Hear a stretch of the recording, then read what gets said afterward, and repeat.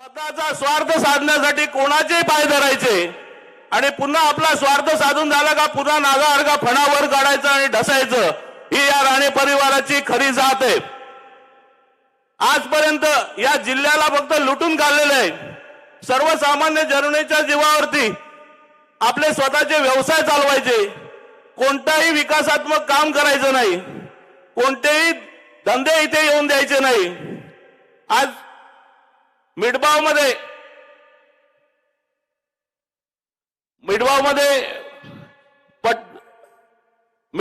एक पर्यटनाचं मोठं व्यवसाय सुरू होत होता, तोही यांनी बंद पाडला। हा पर्यटन जिल्हा आहे, कधी पर्यटन होऊ शकलं नाही। ते या राणे परिवाराला घरी बसवायचं। आज आपल्याकडे उमेदवार म्हणून विनायक राऊत साहेब आहेत, 2 वेळा ते चांगले 1.5 लाख मतांनी आपण सर्वांनी निवडून दिलंय। यावेळेला आपण सर्वांनी प्रतिज्ञा करून 2.5 लाख मतांनी निवडून देऊया।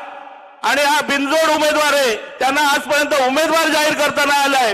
हीच आपली खरी सर्वांची ताकद आहे आणि हीच खरी शिवसेनेची ताकद आहे। एवढं बोलून मी माझे 2 शब्द संपवतो, कारण वेळ कमी आहे आणि अजून बऱ्याच जणांना बोलायचंय। मी रजा घेतो। जय हिंद, जय महाराष्ट्र। धन्यवाद अतुलजी। यानंतर ज्येष्ठ नेते शिवसेनेचे उपनेते सन्माननीय गौरीशंकर खोत आपल्याला अनुमोदित करतील।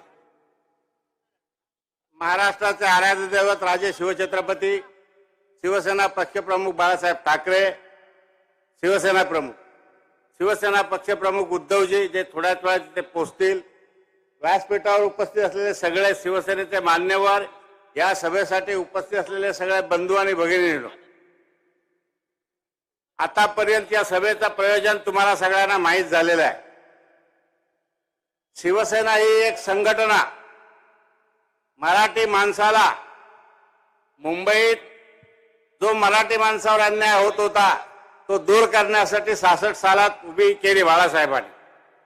आणि त्या संघटनेत काही गद्दारांनी काही महिन्यापूर्वी फूट पाडली आणि आपल्यावर आपली भूमिका स्पष्ट करण्याची आज वेळ आलेली आहे।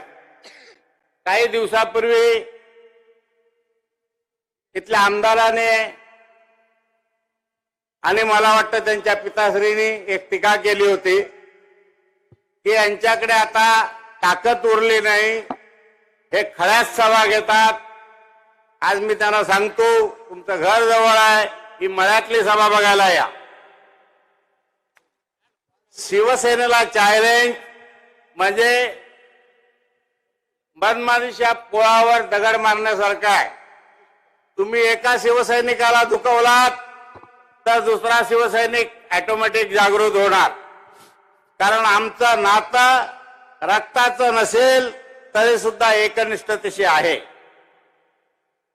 रामाचं नाव घेऊन अख्ख्या देशामध्ये तुम्ही धुमाकूळ घालताय, जाती जातीत धर्माधर्मात भेदाभेद करण्याचा प्रयत्न करताय। केसरकर आम्हाला सांगतायत हिंदुत्वाची भाषा। बाळासाहेब गेले 2012 सालात, केसरकरांचा बारसा शिवसेनेत झाला 2014 सालात, आणि 66 सालात शिवसेना ज्यांनी स्थापन केली त्यांना ते हिंदुत्व शिकवतायत। अरे जिथे तुम्ही जाल तिथे सत्तेशिवाय दुसऱ्या कुठल्या गोष्टीसाठी गेला नाहीत।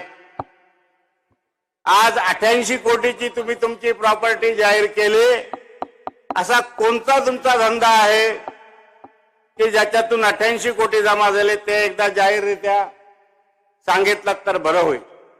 थोड्याच वेळात आता उद्धव साहेब येतील, मी आपला जास्त वेळ घेणार नाही, पण बांधवांनो एक लक्षात ठेवा, ही लढाई संविधानाच्या रक्षणाची आहे। ही लढाई रोटी कपडा आणि मकानाची आहे। हिंदुत्व यांच्याच घरात आहे असं नाही। माझं नाव गौरीशंकर आहे म्हणजे मी हिंदू आहे, माझ्या वडिलांचं नाव पांडुरंग आहे म्हणजे ते पण हिंदू आहेत, आणि माझ्या आईचं नाव सुमित्रा आहे म्हणजे ते पण हिंदू आहेत। तरी आम्ही शिवसेनेत आहोत आणि तुमच्यापेक्षा कडवट हिंदू आहोत, पण मुसलमानांचा किंवा इतर धर्मियांचा द्वेष करणारे हिंदू नाही। मला मशिदीत जायला अजिबात लाज वाटत नाही, मला मशिदीत जायला अजिबात लाज वाटत नाही। मी माझ्या गावात 2 मशिदी आहेत त्याच्यात कायम जातो. मला चर्चमध्ये जायला सुद्धा लाज वाटत नाही, कारण बाबासाहेबांनी आम्हाला सांगितलंय की जो या देशात राहतो तो सगळा हिंदू आणि यांच्यामध्ये भेदाभेद करू नका. आणि ती शिकवण या वयाच्या पर्यंत आम्ही लक्षात ठेवलेली आहे. मी आता आपला जास्त वेळ घेणार नाही.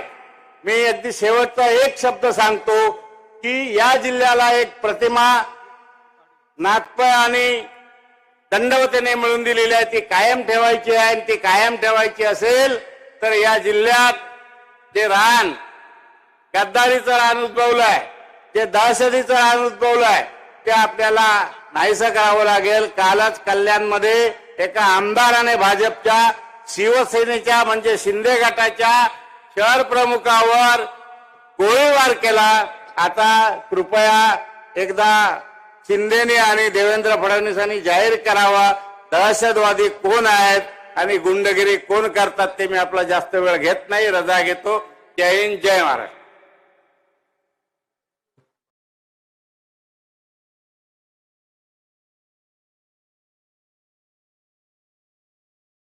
मोती संबोधन करून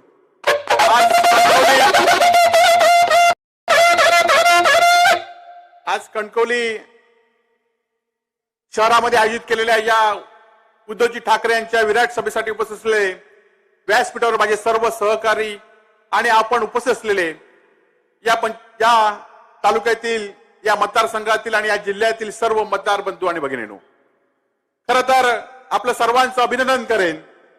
उद्धवजी ज्या हेतूने आणि ज्या झिमतीने आज महाराष्ट्राच्या बाहेर सुद्धा लढा देत आहेत, आज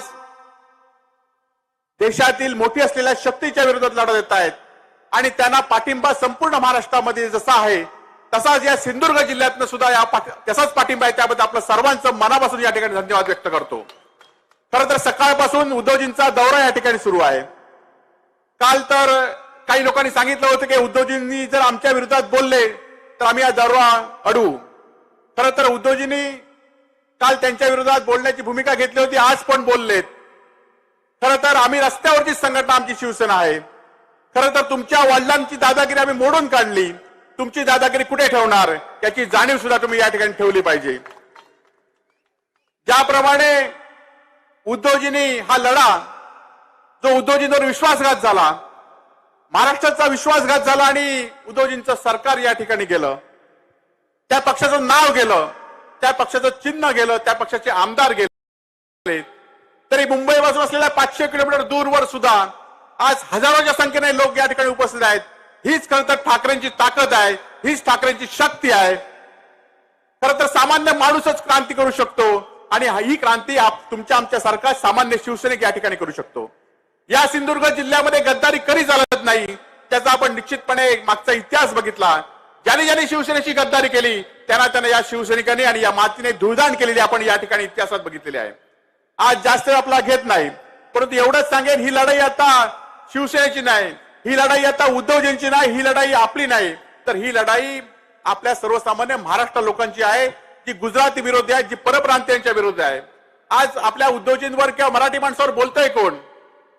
दौंडीत राणा असून देत, तोतला असून देत, अनेक जे अमराठी माणसं आहेत, ती अमराठी माणसं या महाराष्ट्रातल्या लोकांविरुद्ध बोलतायत. यांना शक्ती कोणची आहे? यांना शक्ती आहे गुजरातवरून आलेली शक्ती आहे. आणि म्हणूनच आपल्याला सुद्धा संघर्ष करायचा आहे. आज आपल्याला विचार की महाराष्ट्रातले उद्योगधंदे गुजरातमध्ये झालेत, डायमंड मार्केट गुजरातमध्ये झालं, आपली फायनल मॅच सुद्धा गुजरातमध्ये झाली, आपल्या सिंधुदुर्ग जिल्ह्यातला बोटीचा प्रकल्प सुद्धा गुजरातला नेला. आणि त्यामुळे आपल्याला एक भूमिका घेतली पाहिजे. जर आपल्याला या शक्तीच्या विरोधात लढत असेल तर उद्धवजींच्या पाठीशी ठामपणे उभं राहिलं पाहिजे. आज खरं तर ज्याप्रमाणे छत्रपतींनी दिल्लीच्या तख्ताला या ठिकाणी सुरुवात लुटली होती, ज्याप्रमाणे छत्रपतींनी आपली भूमिका मांडली होती, त्याचप्रमाणे उद्धवजी भूमिका मांडतायत, महाराष्ट्राची भूमिका देशापुढे मांडतायत. आज आपण बघितलं असाल की अनेक लोक पक्ष सोडून गेलेत. कालच बिहारचे मुख्यमंत्री गेलेत, आज दिल्लीच्या मुख्यमंत्र्यांना अटक होण्याची शक्यता आहे.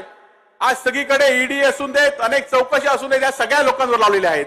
परंतु या चौकशा लागून सुद्धा उद्धवजी ठामपणे आपल्या साथीने या महाराष्ट्राचा आवाज आज ठेवलाय आणि त्याला आपण साथ दिली पाहिजे. खरं तर आमच्यासारख्या कार्यकर्त्यांवर सुद्धा अन्याय केला जातो, कुठेतरी चौकशी केल्या जातात, परंतु आम्ही एक भूमिका घेतली आहे की किती अन्याय झाला, किती त्रास झाला, तर उद्धवजी ठाकरेंबरोबर जायचं आणि उद्धवजी ठाकरेंबरोबर आपल्याला या पुढच्या काळामध्ये सुद्धा राहायचं आहे. पक्षप्रमुख उद्धवजी ठाकरेंचं काही वेळात या ठिकाणी आगमन होईल, परंतु आपल्याला एवढंच सांगतो आणि थांबतो की आपल्याला येणाऱ्या काळामध्ये खरं तर लोकसभेमध्ये खासदार विनायक राऊत यांना पुन्हा एकदा आपण निवडून द्यायचं आहे. आज विनायक राऊतांच्या विरोधात उमेदवार मिळत नाही, हीच खरी तर आमची ताकद या ठिकाणी आहे. ज्यांनी गद्दारी केली, या जिल्ह्यामध्ये 4 मंत्री आहेत. या जिल्ह्यामध्ये असं कुठलं काम झालंय 4 मंत्र्यांनी गेल्या 3 वर्षामध्ये केलं? आज या जिल्ह्याचे केंद्रीय मंत्री सुद्धा आहेत, या जिल्ह्याचे उद्योगमंत्री या राज्यातले सुद्धा आहेत, परंतु या जिल्ह्याचा कुठलाही विकास झाला नाही. आणि म्हणूनच अनेक वेगवेगळे मुद्दे घ्यायचे, आमच्यावर टीका करायची. या इथले आमदार सुद्धा सातत्याने या ठिकाणी टीका करतात. जे आपल्यावर आले ते देशभक्त, आपल्यावर गेले ते देशद्रोही, अशी जी भूमिका असेल आणि त्या भूमिकेला आपल्या सर्वांचा विरोध या पुढच्या काळामध्ये सुद्धा राहिला पाहिजे. आपली ताकद, खरं तर शिवसेनेची ताकद आपल्याला येणाऱ्या निवडणुकीमध्ये निश्चित दिसून येईल. आपल्या सर्वांचं या ठिकाणी खरं तर उद्धवजी काही वेळातच येतील. आज सकाळपासून उद्धवजींनी मालवणमध्ये छत्रपती शिवाजी महाराजांच्या पदस्पर्शाने पावन झालेल्या सिंधुदुर्ग किल्ल्यामध्ये दर्शन घेतलं. त्या ठिकाणी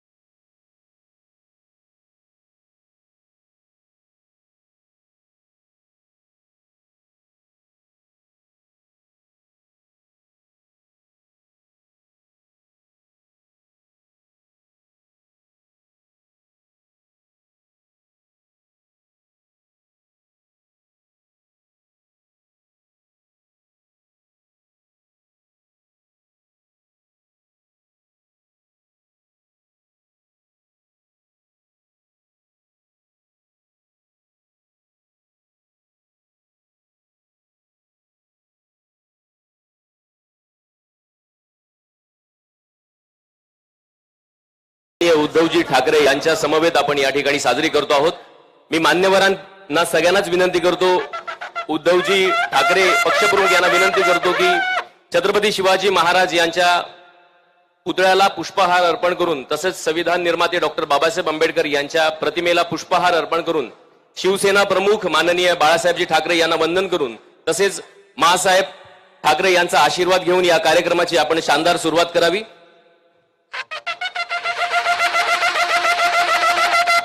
मराठमोळ्या वातावरणामध्ये अथक लढ्याची विजयी पताका या ठिकाणी फडकविण्यासाठी कुटुंब संवाद करताना कोकणचा हा दौरा आणि या कणकवली मुक्कामी आलेले आपल्या सगळ्यांचे लाडके नेते माननीय उद्धवजी ठाकरे साहेब यांचं आगमन झालेलं आहे.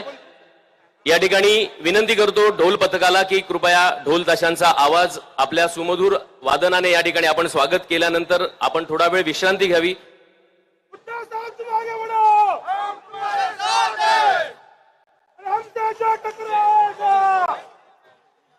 अर्थातच आपल्या कोकणच्या लालभूमीच्या संस्कृतीप्रमाणे माननीय उद्धवजी ठाकरे साहेब पक्षप्रमुख यांचं स्वागत करण्याची विनंती मी करतो. माननीय वैभवजी नाईक, तसंच संजयजी पारकर, सतीजी सावंत या सगळ्यांना विनंती करतो की आपण हा पुष्पहार अर्पण करून आपल्या कणखर नेतृत्वाचं या कणकवली भूमीमध्ये स्वागत करावं. कुटुंब प्रमुख या नात्याने संवाद साधण्यासाठी या ठिकाणी उद्धवजी बाळासाहेब ठाकरे आपले लाडके नेते आलेले आहेत. तसंच त्यांच्या पत्नी माननीय सौ रश्मी ठाकरे मॅडम या ठिकाणी उपस्थित आहेत. एकदा जोरदार टाळ्यांचा गजर करूया. आपल्यासाठी हा अभिमानाचा क्षण आहे आणि या आपल्या कणकवलीच्या भूमीमध्ये, लाल भूमीमध्ये आपण स्वागत करतो आहोत माननीय पक्षप्रमुख उद्धवजी बाळासाहेब ठाकरे.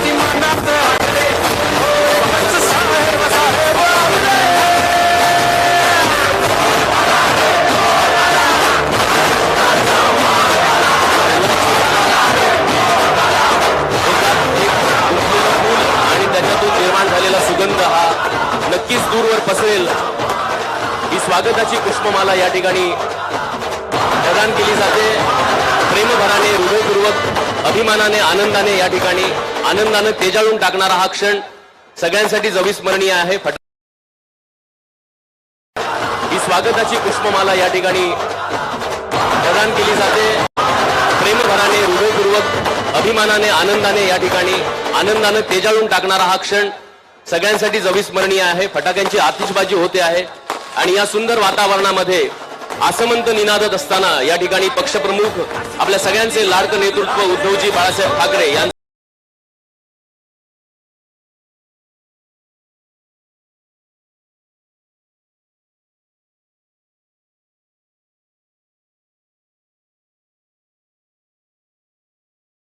कृपया साऊंड ऑपरेटरना विनंती करतो की या ठिकाणी आपण सभेला सुरुवात करतो आहोत.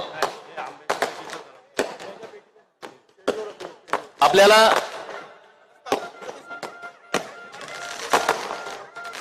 या कार्यक्रमाचं आपल्यासमोर कुटुंब संवाद म्हणून कार्यक्रम करत असताना हा नेमका प्रपंच कशासाठी आयोजित केलेला आहे याचं प्रास्ताविक माननीय सतीजी सावंत आपल्यासमोर करतील. मी विनंती करतो की सतीजी सावंत यांनी प्रास्ताविक या ठिकाणी सादर करावं. Hello hello hello.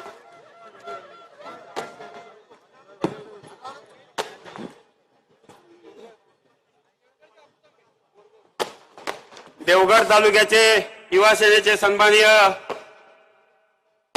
जयेश नर असतील, सन्माननीय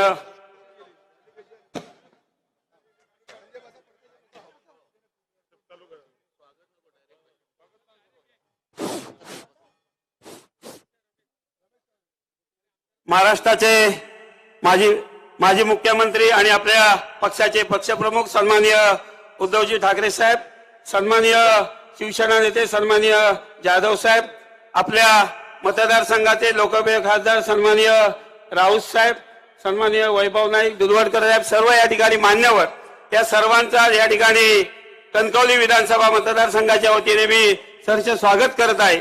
सन्माननीय पक्षप्रमुख उद्धवजी ठाकरे साहेब सकाळी सावंतवाडीमध्ये त्यांचं आगमन झालेलं आहे आणि पक्षाच्या वतीने ही शिवसंवाद यात्रा आपण चालू केलेली होती. पण सावंतवाडीमध्ये सन्माननीय पक्षप्रमुखांनी सांगितलं ही माझी शिवसंवाद यात्रेपेक्षा माझं कोकण आहे, माझं अख्खं कुटुंब आहे, म्हणून माझी कुटुंब संवाद यात्रा अशा पद्धतीने त्याने या यात्रेला सुरुवात केलेली आहे. सावंतवाडी असेल, कुडाळ असेल, मालवण असेल आणि त्यानंतर तुमचं आमचं दैवत भराडी मातेचं दर्शन घेऊन आज या कणकवली विधानसभा मतदारसंघामध्ये आपले विचार मांडण्यासाठी सन्माननीय उद्धवजी ठाकरे साहेब या ठिकाणी आलेले आहेत. 2019 मध्ये विधानसभेच्या निवडणुकीसाठी कणकवलीमध्ये सन्माननीय ठाकरे साहेब आलेले होते आणि आज ज्या पद्धतीने मातोश्री असेल, ठाकरे कुटुंबीय असेल, त्यांच्यावरती या मतदारसंघाचा जो आमदार ज्या पद्धतीने टीका करतोय, ज्याच्याजवळ कोणत्याही विकासाचं विजन नाही आहे, फक्त या जिल्ह्यामध्ये येऊन टक्केवारी घेणं आणि फक्त मातोश्रीवरती आणि ठाकरे कुटुंबांवरती टीका करणं, या पलीकडे इथल्या आमदाराचं कोणतंही काम नाही आहे. अशा आमदाराला आपल्याला या 2024च्या निवडणुकीमध्ये असेल किंवा उद्याची जी लोकसभा निवडणूक सन्माननीय राऊत साहेबांची होणार आहे त्या निवडणुकीमध्ये सुद्धा आपल्याला मागच्या वेळी राऊत साहेबांना जे 2.25 लाखाचं मताधिक्य मिळालेलं होतं, यावेळी आपल्याला 2.5 लाखाच्या मताधिक्याने ह्या लोकसभेची सीट निवडून आणण्यासाठी आजची जाहीर सभा आयोजित केलेली आहे. तुमचा आमचा सर्व कार्यकर्त्यांचा, जनतेचा या ठिकाणी उत्साह वाढवण्यासाठी सन्माननीय पक्षप्रमुख आज या कणकवलीमध्ये आलेले आहेत. जे जे सन्माननीय ठाकरे कुटुंबियांवरती, मातोश्रीवरती टीका करतील त्यांना येणाऱ्या निवडणुकीमध्ये गाडण्याचं काम आपण सर्वांनी करूया एवढी मी विनंती करतो आणि सर्वांचं या ठिकाणी स्वागत करून मी या ठिकाणी थांबतो. जय हिंद, जय महाराष्ट्र. स्वागताचा या ठिकाणी कार्यक्रम होणारच आहे, पण तत्पूर्वी या ठिकाणी संदेशजी पारकर आपलं या ठिकाणी मनोगत व्यक्त करत आहेत. मी त्यांना विनंती करतो की आपलं मनोगत व्यक्त करावं. महाराष्ट्र राज्याचे लोकप्रिय माजी मुख्यमंत्री, शिवसेना प्रमुख आदरणीय उद्धवसाहेब ठाकरे यांचं मी सिंधुदुर्ग जिल्ह्याच्या मध्ये या ठिकाणी स्वागत करतो. कणकवलीच्या भालचंद्र नगरीमध्ये आप्पासाहेब पटवर्धनांच्या कर्मभूमीमध्ये या ठिकाणी ज्या पद्धतीने संपूर्ण जिल्ह्यामध्ये आज जे उत्साही आणि जे जल्लोषी स्वागत उद्धवजींचं झालं आणि पुन्हा एकदा या जिल्ह्यावरचं जनतेचं प्रेम हे पुन्हा या निमित्तानं दिसून आलं. या कार्यक्रमाच्या निमित्तानं व्यासपीठावर उपस्थित असलेले लोकसभेचे खासदार आदरणीय विनायकजी राऊत साहेब, त्या राज्याचे माजी मंत्री आणि शिवसेनेचे नेते आदरणीय भास्कररावजी जाधव साहेब, या जिल्ह्याचे लढाऊ आणि लोकप्रिय आमदार वैभवरावजी नाईक, सन्माननीय वरुणजी देसाई, सन्माननीय मिलिंदजी नार्वेकर, जिल्ह्याचे संपर्क प्रमुख अरुणभाई दुधवडकर, व्यासपीठावरील सर्व उपस्थित मान्यवर, मुंबईवरून आलेले सर्व शिवसेनेचे पदाधिकारी, शिवसेनेचे सर्व कार्यकर्ते, या सगळ्या कणकवली, वैभववाडी, देवगड या मतदारसंघातून आलेले सर्व माझे शिवसैनिक बंधू भगिनी आणि पत्रकार मित्रांनो, खरं तर उद्धवजींबरोबर रश्मीताई सुद्धा या ठिकाणी आलेले आहेत, त्यांचं सुद्धा मी या जिल्ह्यामध्ये स्वागत करतो. खरं तर साहेब, कोकणचं आणि सिंधुदुर्गचं विशेष असं नातं, प्रेमाचं नातं हे शिवसेनेशी, आपल्याशी, मातोश्रीशी आणि स्वर्गीय बाळासाहेब ठाकरेंशी ठाम आहे. गेल्या अनेक वर्षाच्या राजकारणामध्ये आम्ही पडझड त्या ठिकाणी पाहिली. स्वर्गीय बाळासाहेब ठाकरे मराठी माणसाच्या न्याय हक्कासाठी, मराठी माणसाच्या अस्मितेसाठी शिवसेनेची संघटनेची स्थापना स्वर्गीय बाळासाहेबांनी केली आणि त्याचंच नेतृत्व आज त्या ठिकाणी उद्धवजी साहेब करतायत, आदित्य साहेब त्या ठिकाणी करतायत. खरं तर या जडणघडणीमध्ये अनेक गद्दार निघाले. सातत्यानं 2-4 वर्षांनी ज्याला ज्याला पक्षानं मोठं केलं ते पक्ष त्या ठिकाणी सोडून गेले. मोठा आघात संघटनेवर, शिवसेनेवर, नेतृत्वावर झाला. पण शिवसेना, स्वर्गीय बाळासाहेब ठाकरे, उद्धवजी ठाकरे साहेब हे त्या ठिकाणी डगमगले नाहीत. येणाऱ्या परिस्थितीमध्ये परिणामाची चिंता न करता, पर्वा न करता सातत्यानं शिवसैनिक हा माझ्यावर प्रामाणिक आहे आणि त्या शिवसेनेच्या दैवावर मी पुन्हा एकदा वैभव निर्माण करीन हा आत्मविश्वास घेऊन आज उद्धवजी ठाकरे साहेब त्या महाराष्ट्रामध्ये फिरतात. खरं तर उद्धव साहेब, आम्ही आपलं कौतुक करतो. आपल्याला सगळीकडे एकटा पाडण्याचा प्रयत्न त्या ठिकाणी सुरू आहे. सगळीकडे त्या ठिकाणी लोकशाहीची विटंबना सुरू आहे. निवडणूक आयोग आपल्या बरोबर नाही, न्यायालय आपल्या बरोबर नाही, आपल्या बरोबर फक्त आहेत ते शिवसैनिक, आपल्या बरोबर आहेत या महाराष्ट्रातली जनता. आणि म्हणून आज मी इथल्या सगळ्या जनतेचं मी मनापासून आपण कौतुक करतो की आपण अनेक कार्यक्रम शिवसेनेच्या माध्यमातून या जिल्ह्यामध्ये दिले. हे सगळे कार्यक्रम, मग ती शिवसंवाद यात्रा असेल, होऊ द्या चर्चा असेल आणि आजची जनसंवाद यात्रा आहे. भरभरून लोकांनी आपल्याला प्रेम दिलेला आहे. भरभरून जनतेने ठाम विश्वास हा तुमच्या नेतृत्वाच्या मागे त्या ठिकाणी उभा केलेला आहे.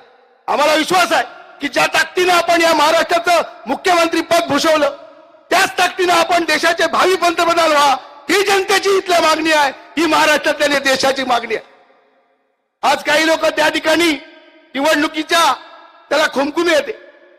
त्याला वाटतं की आपण सातत्यानं जनतेला फसवू शकतो आणि त्या ठिकाणी जिंकू शकतो.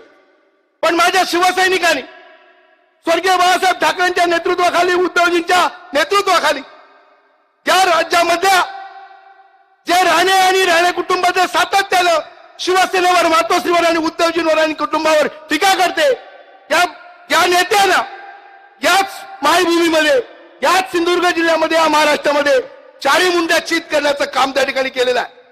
खरं तर 2 वेळा हे राणे त्या ठिकाणी पराभूत झाले. विधानसभेला मालवणमध्ये पराभूत झाले, बांद्र्याच्या पोटनिवडणुकीमध्ये पराभूत झाले आणि त्याला आता निवडणुकीची खुमखुमी यायला लागलेली आहे. त्यांच्यामध्ये जर हिंमत असेल तर त्यांनी या लोकसभेची निवडणूक त्या ठिकाणी लढवावी. माझा प्रामाणिक शिवसैनिक त्यांच्या पराभवाची हातली करण्यासाठी उत्सुक आहे आणि त्याचबरोबर खासदार विनायक राऊत ते तिसऱ्यांदा त्या ठिकाणी लोकसभेमध्ये त्या ठिकाणी जाणार आहे.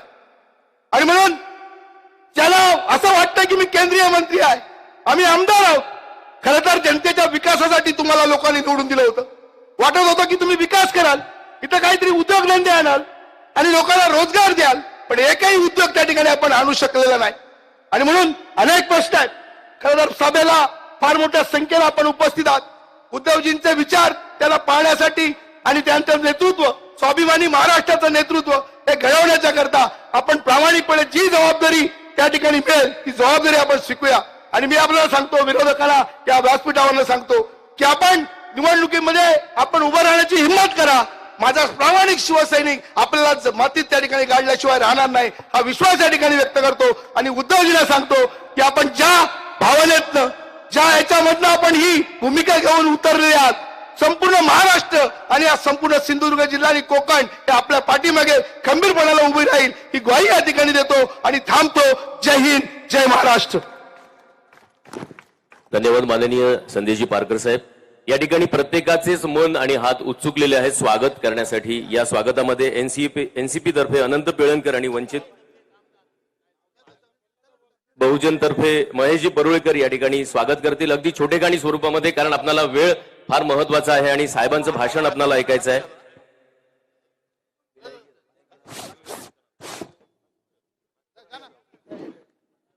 या ठिकाणी हे स्वागत होतं, हे आपुलकीचं स्वागत आहे, प्रेमाचं स्वागत आहे.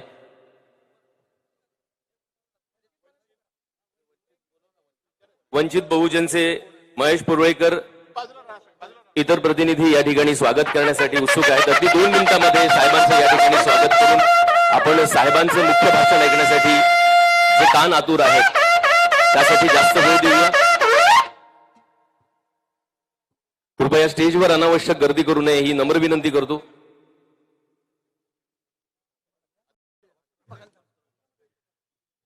कार्यक्रमामध्ये पुढे भास्करराव जाधव सरांना या ठिकाणी आमंत्रित करतो की त्यांनी आपलं मनोगत व्यक्त करावं.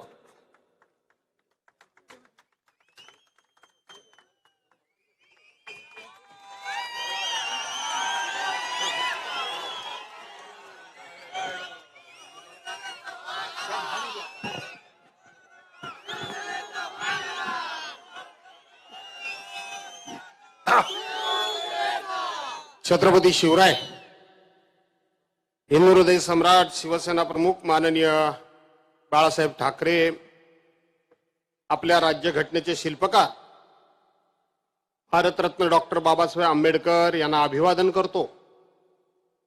आपल्या पक्षाचे पक्षप्रमुख आणि महाराष्ट्र राज्याचे माजी मुख्यमंत्री आदरणीय उद्धवसाहेब ठाकरे, सौभाग्यवती रश्मीवहिनी ठाकरे, आपल्या सर्वांचे लोकप्रिय खासदार आणि आपल्या सर्वांना आपला घराघरातला मित्र वाटावा अशा पद्धतीचे शिवसेनेचे नेते विनायकजी राऊत आणि आपल्या सर्वांचा अतिशय जवळचा मित्र म्हणजे तरुणांचे तर गळ्यातला ताईत म्हणायला लागेल आणि ज्याचं आता मालवणच्या किल्ल्यावर उद्धव साहेबांनी जाहीरपणे कौतुक केलं तो विधिमंडळातील माझा लढवय्या सहकारी आमदार वैभव नाईक, संपर्क प्रमुख अरुणजी दुधवाडकर, व्यासपीठावरील विधिमंडळातील माझे दुसरे सहकारी श्रीयुत रमेशजी कोरगावकर, वरुणजी सरदेसाई, व्यासपीठावर सर्व जिल्हा प्रमुख, महिला पदाधिकारी, पत्रकार मित्र आणि मोठ्या संख्येनं उपस्थित असलेल्या बांधवांनो, भगिनींनो आणि सहकारी मित्रांनो, खरं तर या सिंधुदुर्गमध्ये आपण मला बरेच वेळा ऐकलेलं आहे आणि नेमकं कोणत्या विषयावर बोलावं याचाच थोडासा मी विचार करत होतो. वैभवजी, सकाळी आपली जी सावंतवाडीची सभा झाली त्या सभेला खूप मी लवकर आलो होतो. मी तिथे एका ठिकाणी बसून तुमची सगळ्यांची भाषणं मी ऐकली, तुमचं ऐकलं, आमचे गुरुनाथ गौरीशंकर खोतांचं ऐकलं, आमच्या सावंत मॅडमचं ऐकलं, अशी सगळ्यांची भाषणं मी ऐकली. मी भाषणं ऐकली नाही अशातला भाग नाही. भर ऊन होतं आणि म्हणून उद्धव साहेब आल्याबरोबर उद्धव साहेबांनी मला संधी दिली, तरी सुद्धा मी मुद्दामून फक्त आभार मानले आणि त्या ठिकाणी बसलो. कुडाळला मी मुद्दामच गेलो नाही, कारण सगळे उन्हातून चालू होतं. इथं आल्यानंतर नेमकं कोणत्या विषयावर बोलावं या बाबतीत कधी नव्हे तो माझा संभ्रम निर्माण झालेला आहे. मी पूर्वी कोंबडीवर पण बोललोय, बोललो की नाही बोललो? कोंबडीवरच ना, का कशावर बोललो? हा तेच ते, त्याच्यावर बोललो.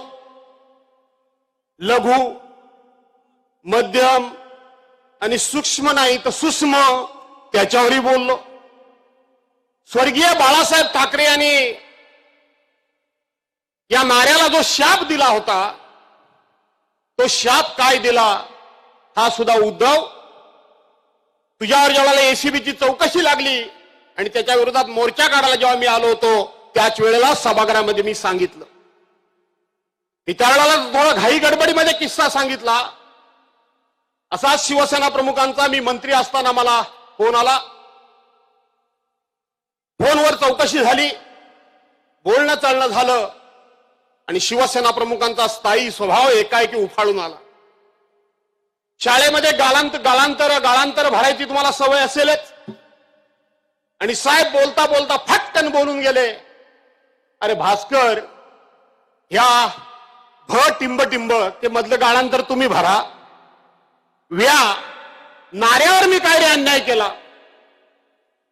मी कळवळून म्हणालो की साहेब, शिवसेना मी पण सोडली आहे, परंतु ज्या पद्धतीने हे लोक वागतायत साहेब, घाटला व्हिलेज मधल्या एका कोंबडी विक्रेता म्हणू का आणखी काय म्हणू, कोंबडी विक्रेत्याला तुम्ही महाराष्ट्र राज्याचा मुख्यमंत्री केलात आणि तोच आज तुमच्या विरोधात गरळ ओकतोय.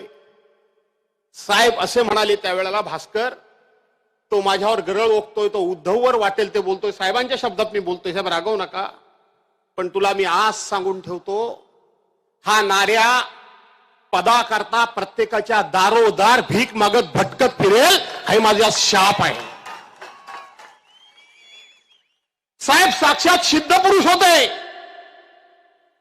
साहेबांनी या देशामध्ये जे जे शब्द उच्चारले, जे जे भाकीत सांगितलं, ते खरं झालंय.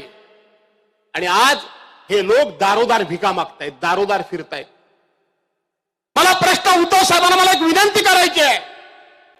ज्या पद्धतीनं शिवतीर्थावर तुम्ही छत्रपती शिवाजी महाराज आणि आपल्या आई वडिलांची शपथ घेऊन सांगितलं की मी खरं बोलतोय, या अमित शहा आणि या लोकांनी माझ्या घरामध्ये येऊन अर्ध मंत्रिमंडळाचं वाटप नाही, त्यामध्ये मुख्यमंत्रीपद सुद्धा दोघांनी अर्ध घेऊया हा त्यांनी शब्द दिलाय, मी खोटं बोलत नाही. त्यानंतर साहेबांना मी सांगितलं की ह्यांची योग्यता नाही की पुन्हा तुम्ही ह्यांच्याकरता शपथ घ्याव्यात, ही यांची योग्यता नाही. पण आज मला तुम्हाला तुमच्या निमित्तानं संपूर्ण महाराष्ट्राला प्रश्न विचारायचा आहे की उद्धव साहेब, तुम्ही सातत्यानं असं कळवळून बोलता की मला मुख्यमंत्री व्हायची खरोखर इच्छा नव्हती, माझी अपेक्षा नव्हती, मला मुख्यमंत्रीपद व्हायचं नव्हतं, मी कधी विचार सुद्धा केला नव्हता, पण त्यावेळची परिस्थिती निर्माण झाली म्हणून मला ते घ्यावं लागलं, परिस्थिती रूप घ्यावं लागलं. माझा प्रश्न आहे, या सिंधुदुर्गामधल्या सुद्धा अनेक जण महापौर झाले. कैलासवासी वामनराव महाडिक पहिले आमदार शिवसेनेचे झाले, पहिले खासदार शिवसेनेचे झाले, मुंबईमध्ये महापौर झाले, दत्ता दळवी इथं बसलेले आहेत ते महापौर झाले. असे अनेक लोक मोठमोठ्या पदांवर सिंधुदुर्गातले रत्नागिरी मधले गेले. अरे एवढंच कशाला, राज्याचे मुख्यमंत्री दोन झाले. पहिले प्रिन्सिपल बापा मनोहर जोशी सर झाले आणि दुसरा हा नागोबा झाला. लोकसभेचे अध्यक्ष मनोहर जोशी सर झाले. म्हणजे देशाच्या सर्वोच्च व्यासपीठाच्या प्रमुख सुद्धा पदी या ठाकरे घराण्यानं ठाकरे घराण्यानं सर्वांना बसवलं, कोणाला आमदार केलं, कोणा खासदार केलं, कोणाला जिल्हा परिषद केलं, कोण मंत्री झाला, संत्री झाला. पण चार पिढ्या या महाराष्ट्राकरता राबून 4 पिढ्या.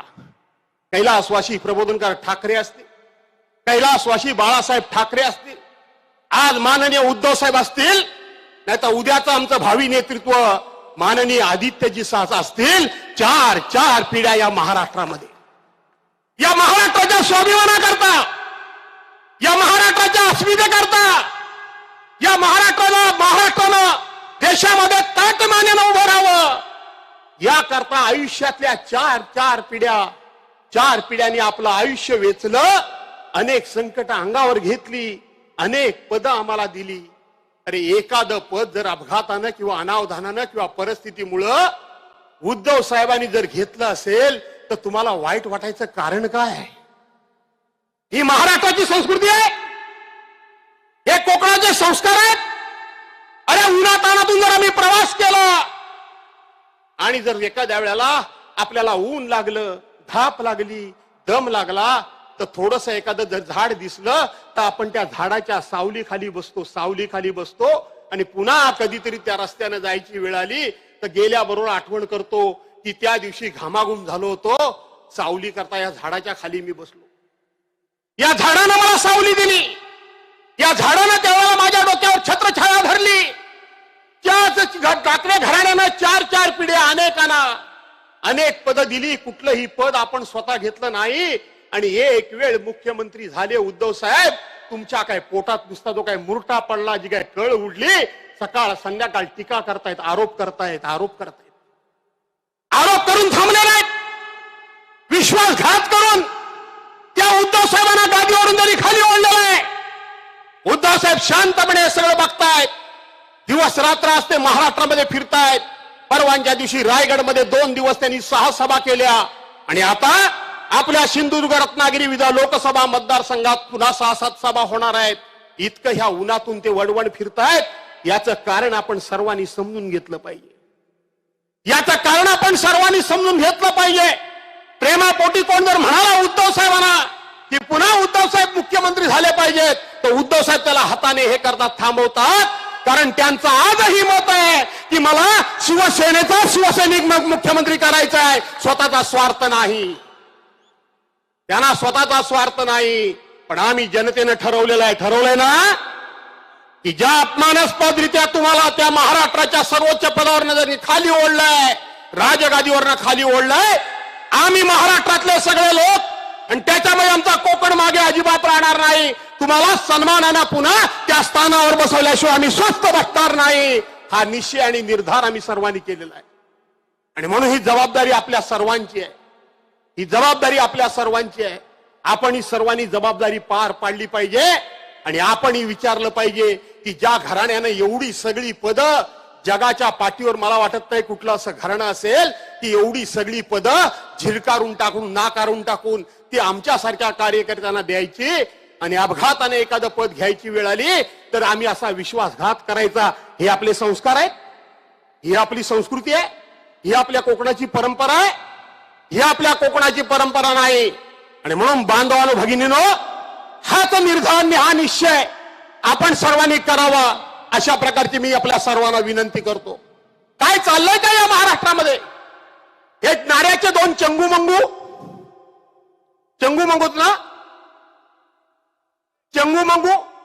तो एक तो नेपाळी वॉचमनच्या पोरासारखा दिसतो. तो कोणतो नेपाळी वॉचमनच्या पोरग्यासारखा. तुमच्याकडं आंबेकाडाला नेपाळी मला वाटतं भरपूर आहेत ना, आमच्याकडे रत्नागिरीत पण आहेत नेपाळी. आणि म्हणतो नेपाळी वॉचमन सारखा पोर. अरे सकाळ संध्याकाळ तिच्या आईला टीव्ही नुसता चालू केला की हा थोबडा घाणेरडा साला समोर. सकाळ संध्याकाळ अशी अंगाची तळपायची आग होते. दुसरं ते चर्शी. आणि सध्या बाकी शेतकरी जरी मरत असतील उपाशी, त्यांचं काय पीक नाही आलं तरी नेत्याच्या डोक्यावर मात्र सध्या पीक भारी आलंय. बघितलं की नाही, नवीन पीक आलंय सारखं. ते असं सावळायलाच लागतं सारखं पीक. आणि म्हणून ते पीक आलंय. हे नेत्यांनी 2 चंगू मंगू. मला कळत नाही, शिवसेना मी सुद्धा सोडली होती, राष्ट्रवादी काँग्रेस मी सुद्धा सोडली. याच मैदानावर तुझ्या समोरच वैभव नाईक त्यावेळेला त्यांनी माझ्यावर आरोप केला होता त्या चर्शीनं, आणि मी त्या चर्चाला सांगितलं होतं, त्यांनी माझ्यावर आरोप केला होता की भास्करची उद्या सगळी फिल्म जाहीर करतो. उद्या पण तो बोलेल पुन्हा. भास्करची उद्या फिल्म जाहीर करतो की तो त्यावेळेला शिवसेना प्रमुखांच्यावर काय बोलला होता, शिवसेनेवर काय काय बोलला होता, ती पत्रकारांना सगळ्या क्लिप देतो. त्याला मी काल सांगितलं होतं आणि आज पण पुन्हा सांगतो, त्या मैदानात मी सांगितलं होतं की मी जर कधी एक शब्द तरी शिवसेनेबद्दल 15 वर्षामध्ये वाईट, शिवसेना सोडल्यानंतर सुद्धा शिवसेना प्रमुखांबद्दल एवढा वेळ शब्द सोडला, वाईट बोललो असेल आणि त्याची क्लिप जर तुम्हाला दाखवलीस तर मी राजकारण सोडेन, त्यापेक्षा तू एका बापाच्या पोटची औलाद नाही हे मी जाहीर करून टाकीन. हे मी जाहीर करून टाकीन. मला माहित आहे 15 वर्षाच्या दीर्घ कालखंडामध्ये मी शिवसेना प्रमुखांबद्दल, शिवसेनेबद्दल अवाक्षर एका शब्दानं काढलेलं नाही हे मला पूर्णपणे माहित आहे. आणि मी सांगितलं होतं मी राजकारणात निवृत्त होऊन जाईन जर या क्लिप तू व्हायरल केल्यास तर. आणि म्हणून मित्रांनो, आज हे जवळजवळ सगळं यांचं संस्थांचं संपलेलंच आहे, संपलेलंच आहे. काही यांच्यामध्ये राहिलेलं नाही. उद्धव साहेब बोलतील त्या कल्याणच्या दंगलीबद्दल, पण मला भारतीय जनता पार्टीला निमित्तानं प्रश्न विचारायचा आहे. कालच्या गोळीबाराच्या निमित्तानं, आणि हे षडयंत्र आजचं नाहीये, हे षडयंत्र बरेच वर्षाचं आहे, लक्षात ठेवा. काय षडयंत्र आहे?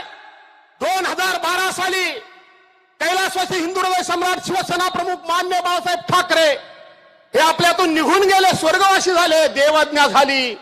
आणि त्याच दिवशी भारतीय जनता पार्टीनं डाव आखायला सुरुवात केली की हीच खऱ्या अर्थानं शांत असलेल्या उद्धव साहेबांच्या हातातून शिवसेना हिसकावून घेण्याची हीच वेळ आहे, शिवसेना संपवायची हीच वेळ आहे. आणि संपूर्ण यादी पाहिजे तर मी तुम्हाला सांगेन, परंतु उद्धव साहेबांचं भाषण तुम्हाला ऐकायचं आहे. त्यांनी इतर पक्षातले वेगवेगळ्या प्रकारचे वेगवेगळे लोक आपल्या पक्षामध्ये घ्यायला सुरुवात केली, आपल्या पक्षामध्ये, कारण त्यांना शिवसेनेला शह स्वतः देता येत नव्हता. आणि म्हणून त्यांना असं वाटलं की आम्ही वेगवेगळ्या पक्षातली वेगवेगळ्या प्रकारची वेगवेगळी गुंड मंडळी आम्ही आमच्या पक्षामध्ये घेतली की शिवसेनेला आम्ही शह देऊ. अशा प्रकारचा त्यांचा गुप्त प्लॅन होता, गुप्त प्लॅन होता. आठवा, आज हे संत नारोबा भाजपच्या, मी नाही संत नारोबा म्हणत, बाळासाहेब बोलले होते. मी काय याला संतबिंद बोलण्यातलं नाही. आणि संत नारोबा म्हणण्यात पण काय एक गंमत होती. आणि म्हणून याच नारायण राणेंनी विधान परिषदेमध्ये भाषण केलेलं विधान परिषदेच्या पटलावर आहे. देवेंद्र फडणवीस समोर बसले होते गृहमंत्री, मुख्यमंत्री म्हणून. आणि त्यावेळेला नारायण राणेंनी सांगितलं या सगळ्या देशामध्ये गुंडांचा पक्ष, भ्रष्टाचारांचा पक्ष, चोरांचा पक्ष, लुटारूंचा पक्ष, मटकेवाल्यांचा पक्ष, त्या ठिकाणी दारू धंदेवाल्यांचा पक्ष आणि गुंडांचा पक्ष आणि चोरांचा पक्ष कुठला असेल तर तो भारतीय जनता पार्टी. हा नारायण राणे विधान परिषदेमध्ये बोललेले रेकॉर्ड आहे, रेकॉर्ड कुठे लपून गेलेलं नाही. नारायण राणे बोलले होते. आणि त्यावेळेला भारतीय जनता पार्टीच्या नेत्याने खूप मोठी बिरुदावली मिळवली होती.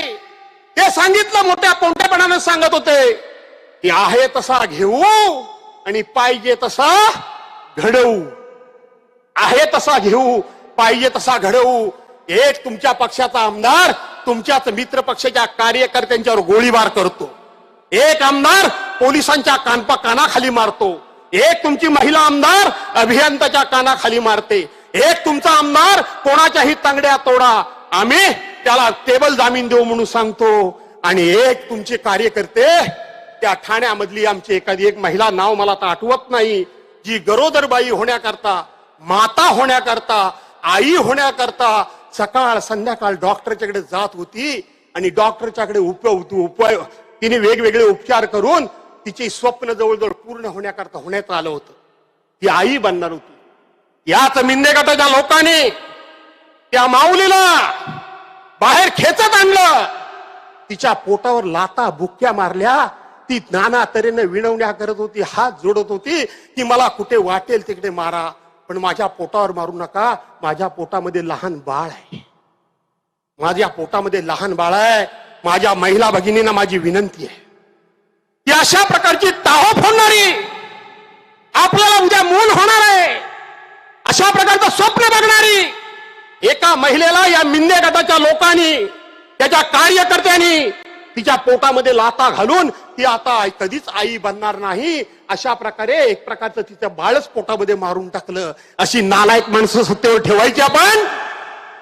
मला विचारायचं भारतीय जनता पार्टीला की तुमची स्लोगन होती की आहे तसा घेऊ आणि पाहिजे तसा घडवू. आज हा जे काय गुंडशाही सगळीकडे चालली आहे की ह्या अगदी त्या म्हणजे नेपाळी वॉचमनच्या पोरापासून सकाळ संध्याकाळ सगळे जे दम देतात, मूळ भारतीय जनता पार्टी कुठली आहे? मूळ भारतीय जनता पार्टी ही गुंडांची पार्टी आहे का खऱ्या अर्थानं एकेकाळी 50 वर्षे ज्यांनी एक ना एक दिवस आमचा दिवस उजाडेल या करता दिवस रात्र तत्वा करता ध्येय करता उद्दिष्टा करता आणि निष्ठे करता आयुष्यभर सतरंजा उचलल्या त्या प्रामाणिक कार्यकर्त्यांची पार्टी आहे. हे एकदा सिद्ध करा, हे एकदा जाहीर करा की तुम्ही हे लोक घडवलेत हे मूळचेच गुंड होते की तुमच्या पक्षामुळे गुंड झाले, त्यामुळे तुमच्या पक्षाच्या खुलेआमपणे आमदारांना गोळीबार केला. कुठे केला गोळीबार? भर पोलीस स्टेशन मध्ये. आणि म्हणून हा चितला हा नेपाळी काय तो हा तो पोर सोलापूरमध्ये बोलला होता की काय वाटेल ते करा आणि सागर बंगला म्हणजे देवेंद्र फडणवीसांचा बंगला, त्या बंगल्यावर फोन करा, सगळं काय अलबेल होईल. त्याचं आणि ह्याचं काही कनेक्शन तर नाही ना? त्याचं आणि ह्याचं कनेक्शन तर नाही ना ह्या गोळीबाराचं? हे सुद्धा तपासला पाहिजे. जशा पद्धतीनं उद्धव साहेब तुम्ही म्हणता की मुख्यमंत्र्यांच्यावर आरोप केले पाहिजे तेही चौकशी झाली पाहिजे, तशाच पद्धतीने हेही कनेक्शनची चौकशी झाली पाहिजे असं माझं स्वतःचं मत आहे. आणि म्हणून मित्रांनो आपल्याला उद्धव साहेबांचं भाषण ऐकायचं आहे, पण दोघांबद्दलच फक्त बोलतो. हा आमचा वैभव. मगाशी उद्धव साहेबांनी खुलेआमपणे छत्रपती शिवाजी महाराजांच्या सिंधुदुर्ग किल्ल्यासमोर मावळतीच्या सूर्यासमोर खांद्यावर हात ठेवला आणि सांगितलं की हा माझा लाडका वैभव, अशा प्रकारचं त्याचं कौतुक केलं. का केलं? तर त्याने छत्रपतींचं मंदिर आहे सिंधुदुर्ग किल्ल्यावर, त्याचं उत्तम प्रकारचं सिंहासन बांधकाम केलं. याचा अर्थ सिंहासन, याचा अर्थ बैठक. महाराष्ट्रामध्ये 20 जून 2022 ज्या घटना घडल्या त्या घटनेमध्ये सगळे निघून गेले, पण आम्ही 10-15 जण आहोत. या 10-15 जणांमध्ये या उद्धव साहेबांना कदाचित कल्पना नसेल, पुऱ्या कोकणातल्या सगळ्या आमदारांचं तुमच्याच कारकिर्दीमध्ये मंजूर झालेल्या कामाची सगळ्यांचं त्या ठिकाणी स्टे उठवला गेला. फक्त आम्ही दोघेच राहिलो. एक माझा एक माझा वैभव आणि दुसरा मी. आम्ही दोघांनी ठरवलं काय वाटेल ते होईल, 4 कामं कमी होतील, जाऊ जनतेच्या दरबारामध्ये आणि जनतेच्या दरबारामध्ये कैफियत मांडू की आम्ही कामं प्रामाणिकपणे करत आहोत, पण ह्या बिंद्यांच्या सरकारने जाणीवपूर्वक आमची कामं रोखलेली आहेत, पण ह्यांच्यासमोर गुडघे टेकायचे नाहीत. हा जेव्हा विचार मी मांडला त्यावेळेला मला ताटपणे साथ जर कुणी दिली असेल तर ती माझ्या वैभवनी दिली. आणि म्हणून या वैभवला सांभाळण्याचं काम तुमचं आहे. उद्धव साहेबांच्या तो मागे उभा राहिला, तुम्ही त्याच्या मागे उभे राहणार का नाही राहणार? का कोणतरी त्या वैभवच्या विरोधात मी ऐकलं, तिथे मी थांबलो होतो, कोणतरी म्हणले चेरशी उभा राहणार आहे. माहिती आहे का नाही चेरशी? तो चेरशा उभा राहणार आहे म्हणले. उद्धव वैभव भाषण आता बंदच करतो. आणि वैभव मी तुला सांगतो, मी सकाळपासून हा सगळा कानोसा आजूबाजूचा घेतला माझ्या सवयीप्रमाणे. काही चिंता करण्याचे कारण नाही, कारण शेवटी हा जिल्हा कोणाचा आहे? नाथपाईंचा जिल्हा आहे, मधु दंडवतेंचा जिल्हा आहे, शिवरामराजे भोसलेंचा जिल्हा आहे, हा जिल्हा वामनराव म्हाडकांचा आहे. अशा अनेक उच्च विद्यापीठित लोकांचा हा जिल्हा आहे. त्या जिल्ह्यामध्ये या चर्चांना थारा या जिल्ह्यातली जनता देणार नाही. तुमच्या प्रामाणिकपणाला देतील. आणि दुसरे बघा हाताचे घडी घालून कसे बसलेत नम्र ते उद्धव साहेबांच्या कडेला. खासदार याला ह्यांना कोण खासदार म्हणेल काय? कोण म्हणेल? शिवसेनेचा नेता कोण म्हणेल? कोणाचं बारसं असू द्या विनायक राऊत पोचले, कोणाचं लग्न असू द्या विनायक राऊत पोचले, कोणाचं मैत असू द्या विनायक राऊत पोहोचले, कोणाचं कार्य असू द्या विनायक राऊत पोहोचले, कोणाच्यावर अन्याय होऊ द्या विनायक राऊत पोहोचले, नाही तर कुठं भजन असू द्या विनायक राऊत टाळ वाजवायला आणि नाल वाजवायला पोहोचले. कोण हल्लीच्या जगामध्ये एवढा सर्वसामान्य लोकप्रतिनिधी कुठे मिळतोय तुम्हाला? सर्वसामान्य माणसाच्या सुखादुःखामध्ये, आनंदामध्ये, घरगुती कार्यक्रमामध्ये सामील होणारा, त्यापेक्षा मी खासदार आहे म्हणून माझी असला तरी मिरवतात काय काय ना, माझी बरोबर आहे का नाही का पाजी, किती मिरवतात ते मिरवतात. हा विनायक राऊत मिरवतायत काय? विनायकराव मिरवत नाहीत, तर तो सामान्यातला सामान्य कार्यकर्ता म्हणून तुमच्या समोर वावरतोय. आणि म्हणून अशा एका खासदारला आणि अशा एका आमदारला पुन्हा एकदा विधानसभेमध्ये आणि लोकसभेमध्ये पाठवा. अशा प्रकारचा एक छोटा कार्यकर्ता त्या चिपळूणमध्ये तुम्हाला विनंती करायला आलो. एवढी हजारोंची संख्या उदा आपल्या वैभव, मी तुला धन्यवाद देतो की जनतेमध्ये तुझ्याबद्दल किती प्रेम आणि किती आपुलकी आहे. ही आपुलकी मतामध्ये परावर्तित करा आणि ज्याने ज्याने उद्धव साहेबांना धोका दिलाय त्या सर्वांना माफीमोल करा. अशा प्रकारचा आग्रह आणि विनंती करतो आणि आपल्या सर्वांची रजा घेतो. जय हिंद, जय महाराष्ट्र. शिवसेनेची बुलंद तोप जेव्हा वाजू लागते तेव्हा अशीच धडाडते आणि हे धडाक्यात भाषण आपल्या सगळ्यांची मनं जिंकून घेणारं मनोगत या ठिकाणी भास्करजी जाधव सरांनी केलेलं आहे. सामान्य कार्यकर्ता म्हणून ज्यांचा उल्लेख केला ते खरं तर आमचे खासदार आहेत, ते लोकप्रिय आहेत. मी विनायकजी राऊत सरांना विनंती करतो की यानंतर आपलं मनोगत त्यांनी व्यक्त करावं.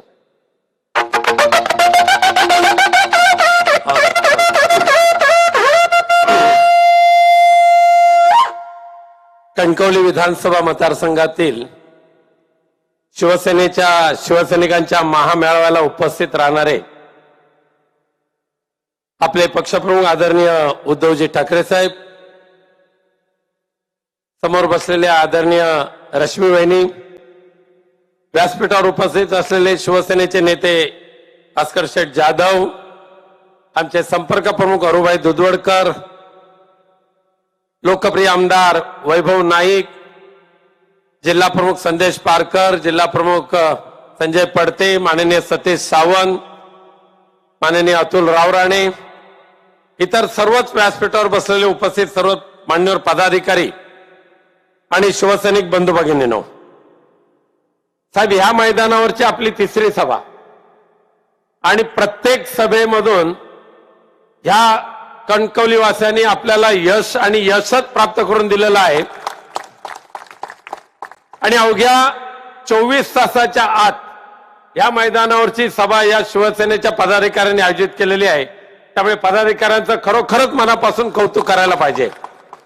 आणि केवळ कणकवली विधानसभा मतदारसंघ आता टिल्ल्याच्या पोटात पोटसूळ उठणार त्यामध्ये कोणती शंका नाही. का भास्कर शेठनी बराच पंचनामा केला असल्यामुळे मी काय फार त्या भानगडीत पडत नाही. पण एक मात्र नक्की साहेब, सकाळी उठल्यापासून संध्याकाळी झोपेपर्यंत भारतीय जनता पक्षाने काही जणांना भुंकण्यासाठी जे पाळलेले प्राणी आहेत ना, तो एक प्राणी इथे कणकवलीमध्ये राहतो. हाताने काम काय होत नाही. आपल्या सिंधुदुर्ग जिल्ह्याचं दुर्दैव साहेब की देशाच्या संसदेमध्ये जे काही आम्ही खासदार प्रश्न विचारतो, मंत्री उत्तर देतात, पण आम्हाला लाज वाटली. त्या कणकवली विधानसभा किंवा कोकणचं प्रतिनिधित्व करून केंद्रामध्ये मंत्रीपद ज्यांनी भूषवलेलं आहे स्वतःच्या उंचीप्रमाणे, त्यांना प्रश्नाची उत्तरं देत असताना लोकसभेच्या अध्यक्षांना सातत्याने हस्तक्षेप करावा लागतो. अशा पद्धतीचं हे भोकाड जे आहे हे मुख्यमंत्री त्या केंद्रामध्ये मंत्री म्हणून जाऊन बसलेलं आहे. इथे काय करायचं नाही. मंत्रिपदाचा उपयोग ह्या कोकणसाठी सिंधुदुर्गासाठी काही करायचं नाही. केवळ आणि केवळ भारतीय जनता पक्षाची लाचारी करायची आणि त्यासाठी सकाळपासून संध्याकाळपर्यंत उद्धव साहेबांवर टीकात्मक बोलायचं, या पलीकडे काय करायचं नाही. पण आता भुंकणाऱ्यांचा आता दिवस थोडेच राहिलेले आहेत. लोकसभा येत आहेत, विधानसभा येत आहेत, जिल्हा परिषदा पंचायत समित्या घेण्याचा हिंमत हे दाखवतच नाही. साहेब मागच्या 2 वर्षापासून या महाराष्ट्रामध्ये जिल्हा परिषद पंचायत समिती हे लोकप्रतिनिधी नाहीत. या प्रशासकाच्या माध्यमातून जेवढं ओरबाडून घ्यायचं आहे तेवढं ओरबाडून घेत आहेत. आणि आपण मुख्यमंत्री झालात आणि प्रथमच ज्या वेळेला सिंधुदुर्ग जिल्ह्यामध्ये आलात, मी आणि वैभव नाईक बाजूबाजूला बसलो होतो. आपण सांगितलं तुम्ही बोला काय हवंय तुम्हाला. दोघांनी आम्ही एकाच सुरात म्हटलं की आम्हाला बाकी काय नको, की हा जिल्ह्याला द्यायचं असेल तर शासकीय वैद्यकीय महाविद्यालय द्या. आणि साहेब त्याच एका बैठकीमध्ये सिंधुदुर्ग जिल्ह्याला आपण शासकीय वैद्यकीय महाविद्यालय दिलं.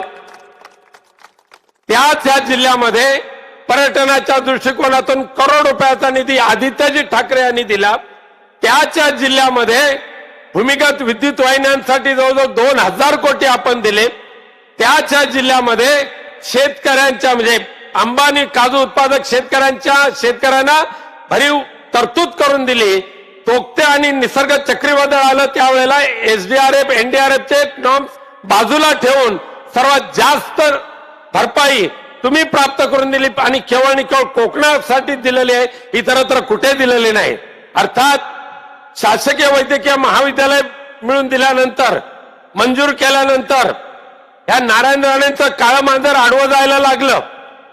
मंत्रिपदाचा दुरुपयोग करून मला आठवतंय तुम्ही मुख्यमंत्री असताना त्या नारायण राणेने अनेक वेळा सांगतो मी फोन केला नाही, पण त्यांचं मेडिकल कॉलेज मंजूर करायला तुम्हाला 2 वेळेला फोन केला. दुसऱ्या फोनवर तुम्ही ताबडतोब जिल्ह्याच्या हिताचं आहे म्हणून त्यांचं खाजगी मेडिकल कॉलेज मंजूर केलं. नारायण राणे विरोधी पक्षात असताना सुद्धा आता या हैवानाला त्याची जाणीव नाही आहे.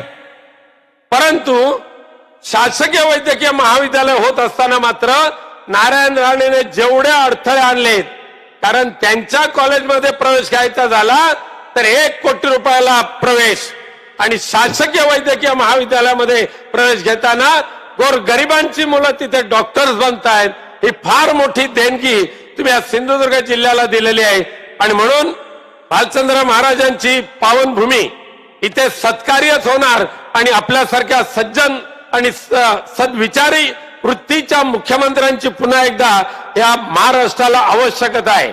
पराडी देवीकडे तर आम्ही प्रार्थना केली, पण आज जनता जनार्दन सुद्धा साहेब याच्यातून सुद्धा यांच्याकडून सुद्धा आम्ही भगवंताकडे प्रार्थना करतो, या हैवानांना गाडून टाका, गद्दारांना गाडून टाका आणि आपल्या नेतृत्वाखाली पुन्हा एकदा महाराष्ट्रामध्ये शिवशाहीचं राज्य आणा अशी भालचंद्र महाराजांकडे प्रार्थना करतो आणि माझे 2 शब्द संपवतो. धन्यवाद. जय हिंद, जय महाराष्ट्र. धन्यवाद माननीय विनायकजी राऊत सर. ही भालचंद्र भूमी आहे, भालचंद्र बाबांची कणकवलीची भूमी आहे आणि या ठिकाणी सत्कर्मच चालतं असा सुतोवाच करून या ठिकाणी तुम्ही साहेबांच्या बद्दल गौरवोद्गार काढलेत. या ठिकाणी छोटेखानी सत्कार होतोय. सतीजी सावंत आणि माननीय संध्याजी पारकर. त्याच्या आधी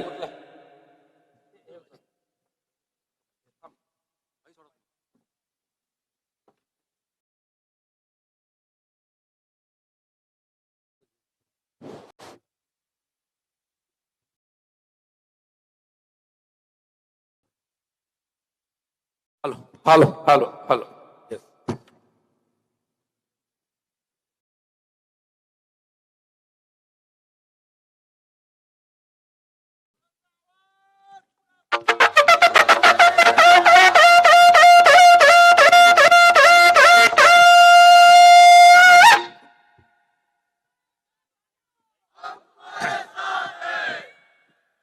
जमलेल्या माझ्या तमाम हिंदू बांधवांनो, भगिनींनो आणि मातांनो, गेले 4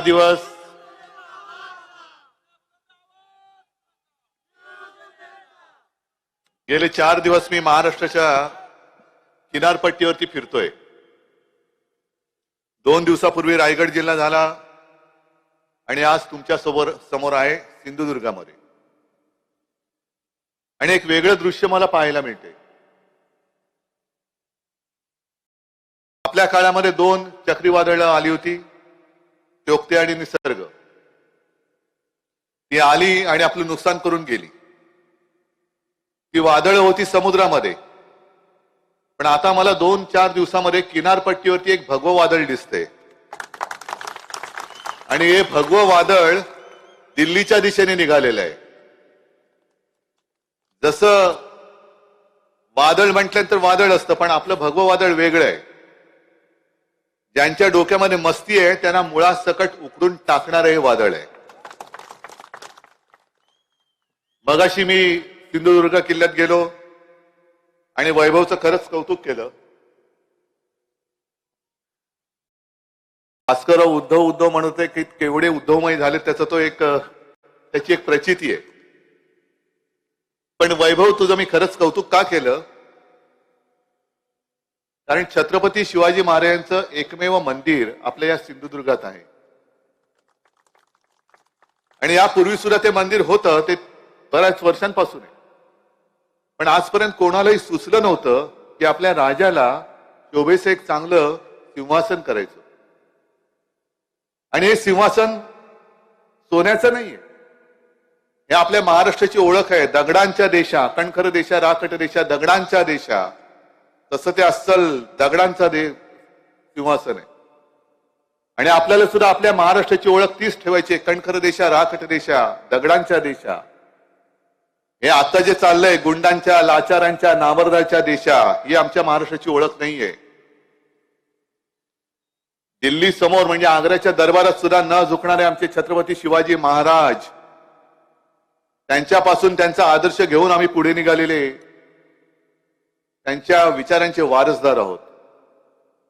आणि या महाराष्ट्रामध्ये जो जन्माला येतो तो जन्मजात शिवप्रेम अंगामध्ये भिनवूनच जन्माला येतो, त्याला शिवप्रेम शिकवावंच लागत नाही. मी छत्रपती शिवाजी महाराजांच्या समोर नतमस्तक झालो. काही दिवसांपूर्वी आपले पंतप्रधान येऊन गेले. हल्ली त्यांना बऱ्याचदा महाराष्ट्रामध्ये यावंसं वाटायला लागले. आता परत 19 फेब्रुवारीला येतात शिवनेरीवर.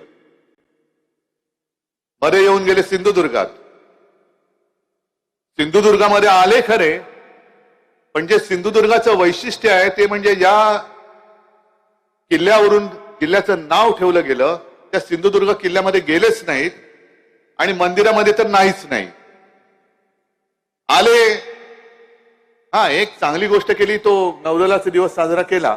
आपल्या शक्तीचं प्रदर्शन, आपल्या म्हणजे आपल्या देशाच्या, ही मोदींची शक्ती नाही, माझ्या भारत मातेच्या नौदलाची ती शक्ती आहे. ती आधीपासून आहे आणि याच्या पुढे सुद्धा राहणार आहे. मग म्हणायचं म्हणून कोणाच्या तरी डोक्यात एक कल्पना निघाली आणि एक पुतळा उभा केला तिकडे राजकोटला, तर आनंद आहे. असे पुतळे राज्यभर खूप आहेत आणि आणखीन खूप होतील, करायलाच पाहिजेत, कारण ते आमचं दैवतच आहे.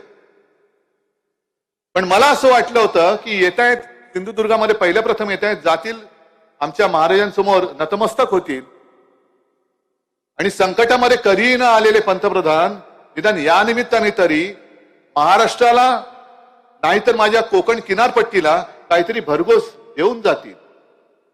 दिलं तर काहीच नाही, पण उलटा आपल्या राज्यात येणारा तो पाणबुडीचा पर्यटन प्रकल्प होता तो गुजरातला घेऊन गेले. म्हणजे आता मला भीती अशी वाटते, हे येत आहेत आणि बघता तिकडे काय चांगलं आहे ते घेऊन आपल्या गुजरातला पळून नेतात. अहो मोदीजी, तुम्ही देशाचे पंतप्रधान आहात, गुजरातचे मुख्यमंत्री होतात, तेव्हा तुम्ही जे करत होतात ते ठीक आहे, पण आमचं काही गुजरात बद्दल द्वेष नाही आमचा. गुजरातला तुम्ही जरूर समृद्ध करा, पण तुमची जी एक अशी थोडीशी भावना आहे की गुजरात समृद्ध झालं तर देश समृद्ध होईल. माझा महाराष्ट्र समृद्धच आहे. माझ्या महाराष्ट्राला जो वारसा लाभलाय तो एवढा प्रचंड वैभवशाली आहे की मला नाही वाटत तो दुसऱ्या कोणत्या राज्याला क्वचितच लाभला असेल किंवा नसेल. हा साधू संतांचा महाराष्ट्र आहे, वीरांचा महाराष्ट्र आहे, मर्दांचा आहे, क्रांतिकारकांचा आहे आणि छत्रपती शिवाजी महाराजांचा, शाहू फुले आंबेडकरांचा, समाज सुधारकांचा हा महाराष्ट्र आहे. तुम्ही कोणतेही क्षेत्र काय, हा महाराष्ट्र कोणत्याही क्षेत्रामध्ये अजिबात मागे नाही, तसुपर पुढेच आहे. आणि मग ज्या ज्या वेळेला तुमचं ठीक आहे गुजरातचं प्रेम गुजरातपुरतं ठेवा, गुजराती आमचाच आहे. इथे सुद्धा गुजराती बांधव आले असतील, माता भगिनी आले असतील, महाराष्ट्रभर राहतात, देशभर राहत आहेत. कधीही आम्ही आणि गुजराती याचा दंगा नाही झाला, अजिबात नाही झाला. आणि ज्या ज्या वेळेला गुजरातवरती संकट आलं, अगदी भूजचा भूकंप झाला होता, त्याही वेळेला तुम्ही कुठे होतात काय माहिती नाही, कारण हल्ली तुमचा उदय झाला, पण भूजच्या वेळेला असाल करायची, तुम्ही नाही म्हणत नाही. कारण जसं देवेंद्र फडणवीस बाबरी पाडताना होते असं म्हणतात, कोणीतरी सांगलं की वरती चढली आणि त्यांच्या वजनानेच बाबरी पडली असेल. नाही असू शकतं, मी काय सांगू शकत नाही. गर्दीत कोण कोणाला ओळखते. तसं भूजच्या वेळेला तुम्ही असाल, पण भूजच्या वेळेला सुद्धा भूकंपाच्या वेळेला शिवसेनेने तिकडे मदत केली होती आणि मी स्वतः तिकडे गेलो होतो. सुरेशदादा जैन माझ्यासोबत होते. भारतीय कामगार सेनेच्या वतीने आपण तिकडे मला वाटतं शाळेचीच एक इमारत बांधली होती. त्यापूर्वी सुद्धा कित्येक म्हणजे 70-80च्या दशकामध्ये सुद्धा भूकंप झाला होता. पूर आला होता. कुठलं धरण ते फुटलं होतं. महापूर आला होता. तेव्हाही शिवसैनिक धावून गेले होते. असं आमचा काही दुजाभाव नाहीये तुमच्याबद्दल किंवा गुजरात बद्दल. नाही गुजरात मधलं अजिबात नाहीये. तुम्ही गुजरातला जरूर समृद्ध करा, पण आमचं जे काय आहे महाराष्ट्रामध्ये जे काय आहे ते गुजरातला तुम्ही पळवून नेणार असाल आणि हे मिंदेकर का शेपूट हलवत खुर्ची चाटत त्यांची चाकरी करणार असतील तर मग ह्यात मात्र यांना गाडावंच लागेल आणि ते गाडण्याची ताकद माझ्या महाराष्ट्रामध्ये जरूर आहे, नक्की आहे. भास्करराव बोलत होते, विनायक राऊत पण बोललेले आहेत. आता कोंबडी काय तुम्ही म्हणालात, कोंबडी वडीने आज खाल्लेत, त्याच्याबद्दल मी काय बोलणार, बोलायच्या लायकीचं नाही. मी या मतदारसंघामध्ये राजापूरची गंगा जी वर्ष 2 वर्ष 3 वर्ष 5 वर्ष कशी ती येते तिची आपण पूजा करतो, ती पवित्र आहे. आता दुर्दैवाने या लोकसभेमध्ये दुसरी गटार गंगा असेल त्याला मी काय करू शकतो. ही गटार गंगा आहे आणि गटार गंगा एवढी घाणेरडी आहे. तुम्ही म्हणाल तुम्ही सारखे मोदी मोदी मोदी काय म्हणता हो, म्हटलं मोदी मोदी आपण करत नाही, कारण शेवटी काय होतं काही वेळेला आपल्यावरती जे येतं ते थोडं तरी काही अंशात परत द्यावं लागतं. आपले पंतप्रधान मोदीजी मध्ये कुठल्या तरी एका प्रचार सभेत तिथे बाहेरच्या राज्यात बोलले होते की मैं रोज 2-3 किलो गालिया खाता हूं, असं आपले पंतप्रधान म्हणाले होते. तुमच्या लक्षात असेल, मैं रोज 2-3 किलो गालिया खाता हूं. मग प्रधानमंत्रीजी तुमचे हे घोकं पडलेली टिनपाट जी आहे तिकडे डबडी, ते आम्हाला काय रसगुल्ले देतात, वो क्या कहते हैं, क्या बात करते.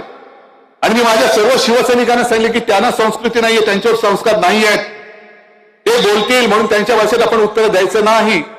मात्र एक आता याच्या पुढे करायचं, ते ज्या भाषेत माझ्यावर बोलतील, आपल्या कुटुंबियांवरती बोलतील, आपल्यापैकी कोणालाही बोलतील, ते बोलल्यानंतर, ते तीनपाठ बोलल्यानंतर आपलं म्हणजे माझं नाव असेल तर माझं नाव बाजूला ठेवायचं आणि अगदी बेधडक होय बेधडक भाजपाच्या वरपासून खालपर्यंत कोणताही नेता तुम्हाला आवडता नावडता असेल त्याचं टाका आणि तो त्याला बोलला आहे असं समजून तुम्ही ते ऐका, तसं ते वाचा. मग मोदी जी आपको समझ में आएगी गालियां क्या होती है, क्या होती है गालियां. तुमच्या पक्षामध्ये जे काही चाललेलं आहे, ज्या गोळीबाराचा तुम्ही उल्लेख केलात भास्करराव, और भारतीय जनता पक्ष आपण सुद्धा 20, 25, 30 वर्ष त्यांच्या सोबत होतो. त्यावेळेला आपल्या अख्ख्या देशामध्ये आज मला एक गोष्टीचा अभिमान आहे की आज मुस्लिम बांधव सुद्धा इकडे आलेले आहेत, मोठ्या प्रमाणावर आहेत. काल परवा पण होते. याचं कारण त्यांना आता कळलंय की हिंदुत्व यांचं हिंदुत्व वेगळं आहे, आपलं शिवसेनेचं हिंदुत्व हे घरातली चूल पेटवणार आहे आणि त्यांचं हिंदुत्व हे घर पेटवणार आहे. हा आमच्या हिंदुत्वातला फरक आहे. आम्ही सुद्धा श्रीरामाचे भक्त आहोत, आम्ही सुद्धा जय श्रीराम म्हणतो, पण आम्ही भाजपमुक्त जय श्रीराम बोलतो. भाजपमुक्त जय श्रीराम. कोणी तुम्हाला बोलेल जय श्रीराम, होय भाजपमुक्त जय श्रीराम. कारण श्रीराम ही कोणाची खासगी प्रॉपर्टी नाही. पण त्यावेळेचा जो एक भाजपा होता, संपूर्ण देशामध्ये एक विचित्र वातावरण होतं.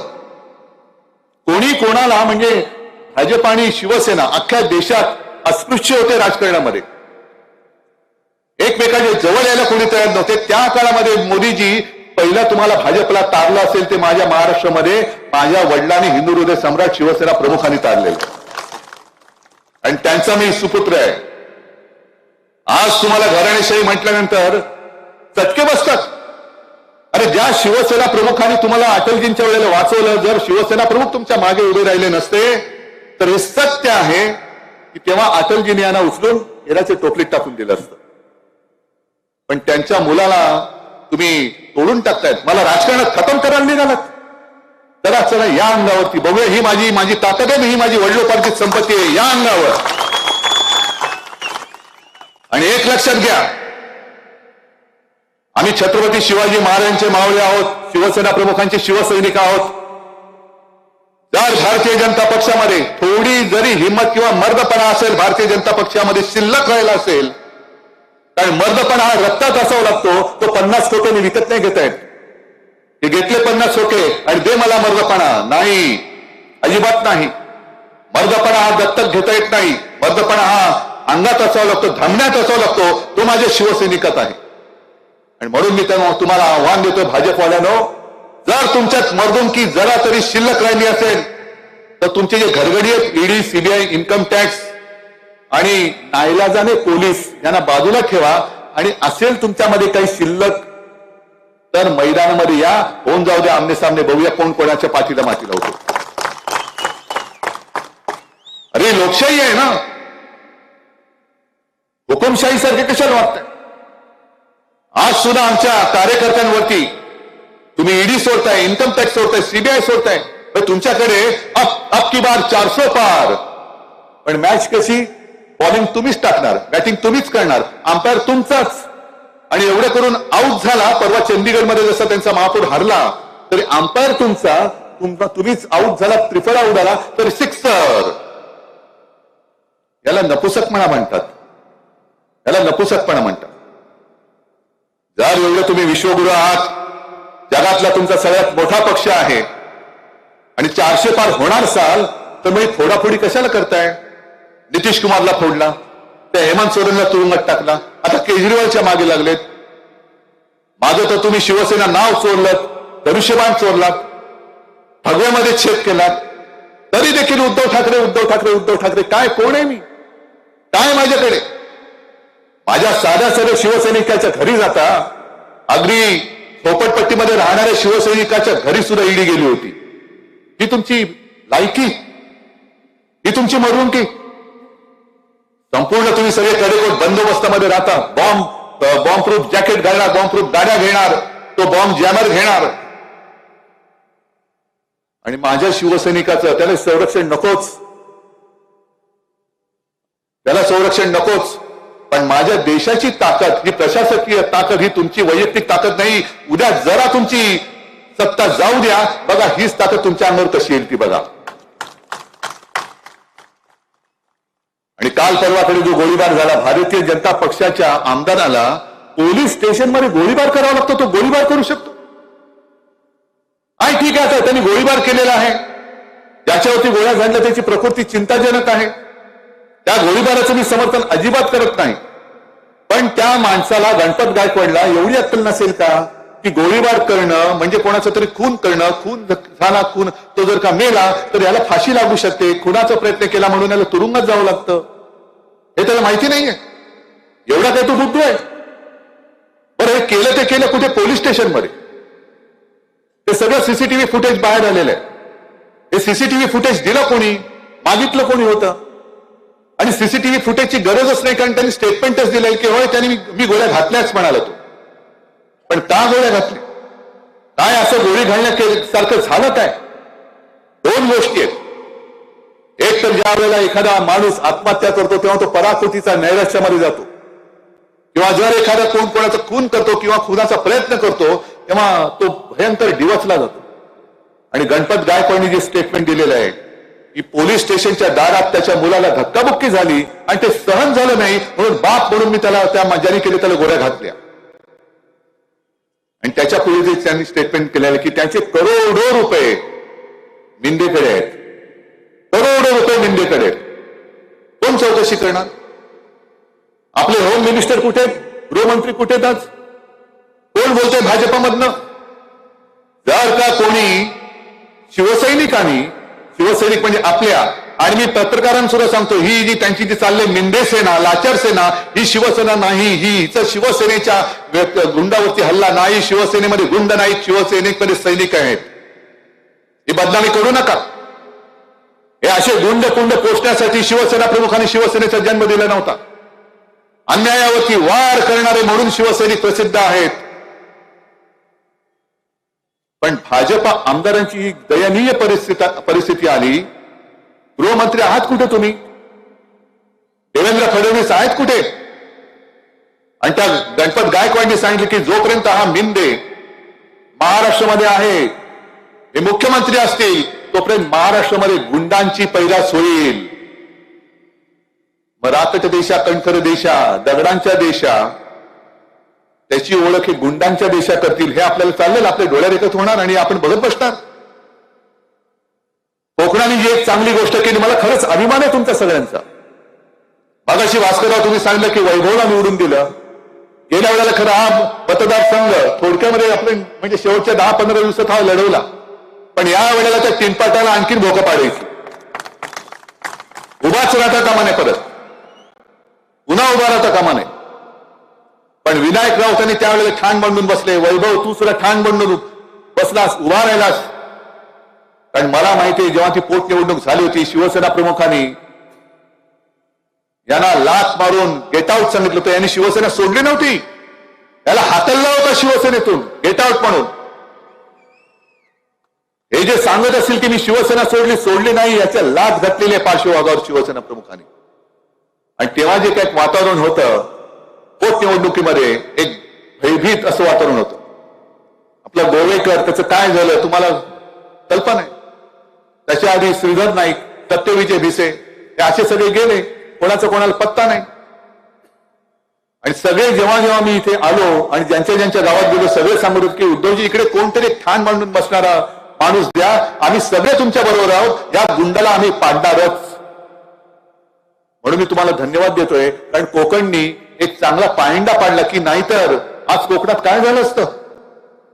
हे कल्याणमध्ये जे काय काल घडलं, तर आजपर्यंत कोकणामध्ये काय घडलं असतं. तुमची मुलं बाळ सगळी सुरक्षित राहिली असती. हे गुंड एवढे चढले, एवढे मातले,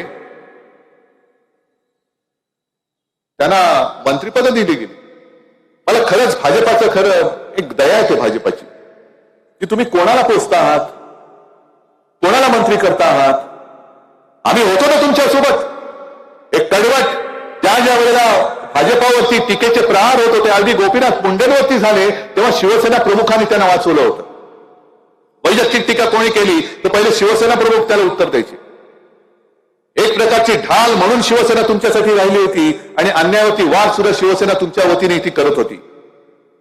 पण तुम्ही आम्हाला खतम करण्याची सुपारी घेऊन आमच्यातलीच माणसं फोडली. बरं, आता मोदीजींना नवीन साक्षात्कार झाले की आता घराणेशाही नको. मग मी असं समजू इकडे सूक्ष्म लघु सुद्धा घराणेशाही राहणार नाही. ही गद्दारांची घराणेशाही, खोका पडलेल्या तीनपाटांची घराणेशाही, याच्या पुढे या घराण्यातल्या एकालाही तिकीट मिळणार नाही असं मी समजायचं का. तसं पंतप्रधान जाहीर करतील. आणि समजा पंतप्रधान जाहीर करणार नसतील तर हे जे इथले तीनपाट घराणेशाही आहेत ते करतील का. कारण त्यांना आता ते पंतप्रधान म्हणजे देव आहेत. मग तुमच्या देवाची इच्छा अशी असेल की यापुढे घराणेशाही नाही, तर या घराण्याने असं जाहीर करावं की आम्ही लढणार होतो, पण मोदीजींची इच्छा आहे आम्ही राजकारणातून आता निवृत्त होत आहोत. करा जाहीर, करा जाहीर. पण हे सगळं तुमची जी पालखी वाहत आहेत, तुमच्या पालखीचे भोई, त्यांचे सगळे म्हणजे मी कल्याणपासून सुरू केलं. कल्याणमध्ये सुद्धा घराणेशाही आहेच, आपणच उभी केली होती. कल्याणमध्ये सुद्धा गद्दारांची घराणेशाही आहे. आणि काल त्याच्यातनंच त्यांच्याच गुंडापुंडामधून ते गँगवॉर झाले. सरकारमध्ये हे गँगवॉर होतंय. सरकारचं काम काय आहे की गुंडांचा बंदोबस्त करायचा. तुम्ही तर गुंड पोचता आहात. कल्याणमध्ये घराणेशाही आहे, रायगडमध्ये घराणेशाही आहे, इकडे सिंधुदुर्गामध्ये त्यांची घराणेशाही आहे, नगरमध्ये घराणेशाही आहे, बऱ्याच ठिकाणी घराणेशाही. ही सगळी घराणी तुम्हाला चालतात. पण तुमच्या सोबतीने हिंदुत्वाचा भगवा घेऊन चालणारा उद्धव ठाकरे नाही चालत, शिवसेना नाही चालत. हे कोणते विचार, हे सडके विचार आहेत. हे सडके विचार आहेत. पण मला त्यांच्या पक्षाशी देणं घेणं नाही. मला दया एवढ्यासाठीच येते की आपल्याला खतम करण्याच्या नादात त्यांनी जे विष त्यांच्या पक्षात घेतलं, हा संपूर्ण भाजपा आता या गुंडांपुढे हतबल झालेला आहे. काही करू शकत नाही. म्हणजे भास्करराव तुम्ही जी काही नावं घेतली, या गुंडांचं परवा त्यांनी गोळीबार केला, त्याला अटकेत टाकला. पण या मिंद्याच्या एका आमदारांनी भर गणपती विसर्जनाच्या मिरवणुकीमध्ये त्याच्या पिस्तुलातून गोळी झाडली होती. त्याच्यावरती अटक बिटक काही नाही. आता कदाचित त्याला क्लीन चिट देऊन, हा महेश आहे ना त्या वॉर्डातला, सिद्धिविनायकाचा अध्यक्ष केला. दुसऱ्या एका बिल्डरच्या पोराला पळवून नेला होता, त्याच्यावरती काही केलं नाही. हे असेच आहेत सगळे. म्हणजे मिंद्यांकडे गेले तर काही होणार नाही.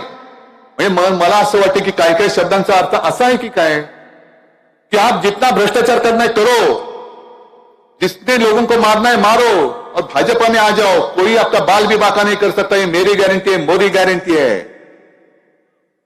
मोदी गॅरंटी आहे. ही तुमची गॅरंटी.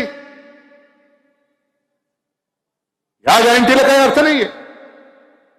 पण गुंडांचं जर तुम्ही असं सांगितलं असतात की एक सर्वसामान्य माणसं, जसं तुम्ही ती मला वाटतं शिंदे ताई ती आपली ठाण्याची, जिच्या पोटामध्ये लाथा मारल्या, मी गेलो होतो त्या ताईला भेटायला.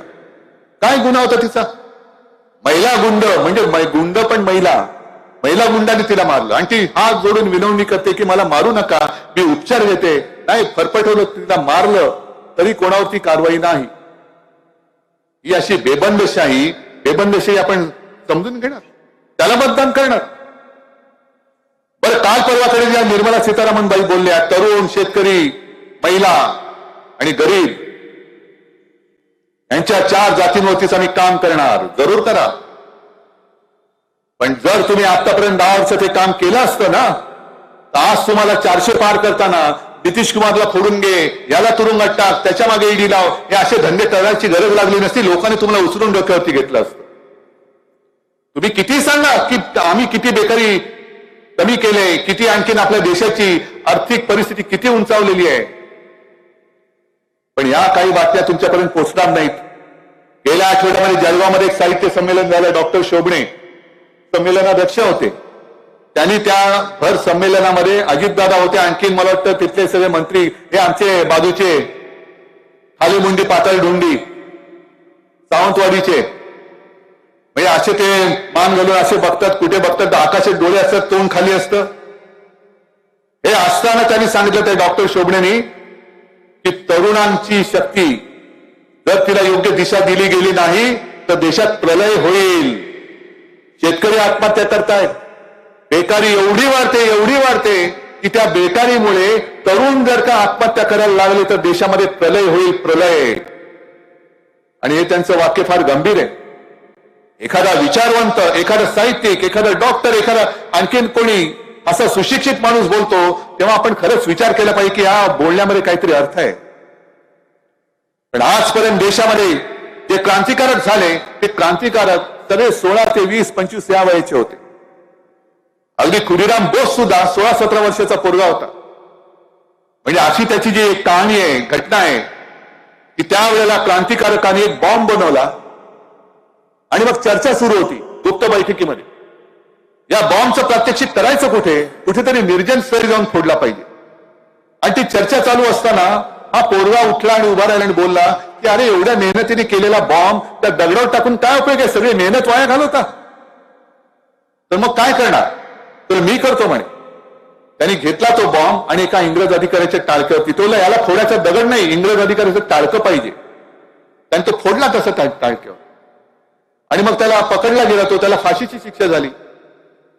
आणि मग एका कोणत्या तरी म्हणजे ज्याचं नाव नाही असं कवीने एक कविता त्याच्यावरती केलेली आहे आणि त्याच्यात त्यांनी म्हटलं की तो शेवटचा क्षण जेव्हा आला तेव्हा खुदीरामची आई त्याला भेटायला गेली आणि खुदीरामने तिला सांगितलं की आई, तू रडू नकोस, काही काळजी करू नकोस, मी आजचा हा माझा जन्म माझ्या भारत मातेसाठी होता, पण पुढचा जन्म मी मावशीच्या पोटी जन्माला घेईन तो तुझ्यासाठी असेल.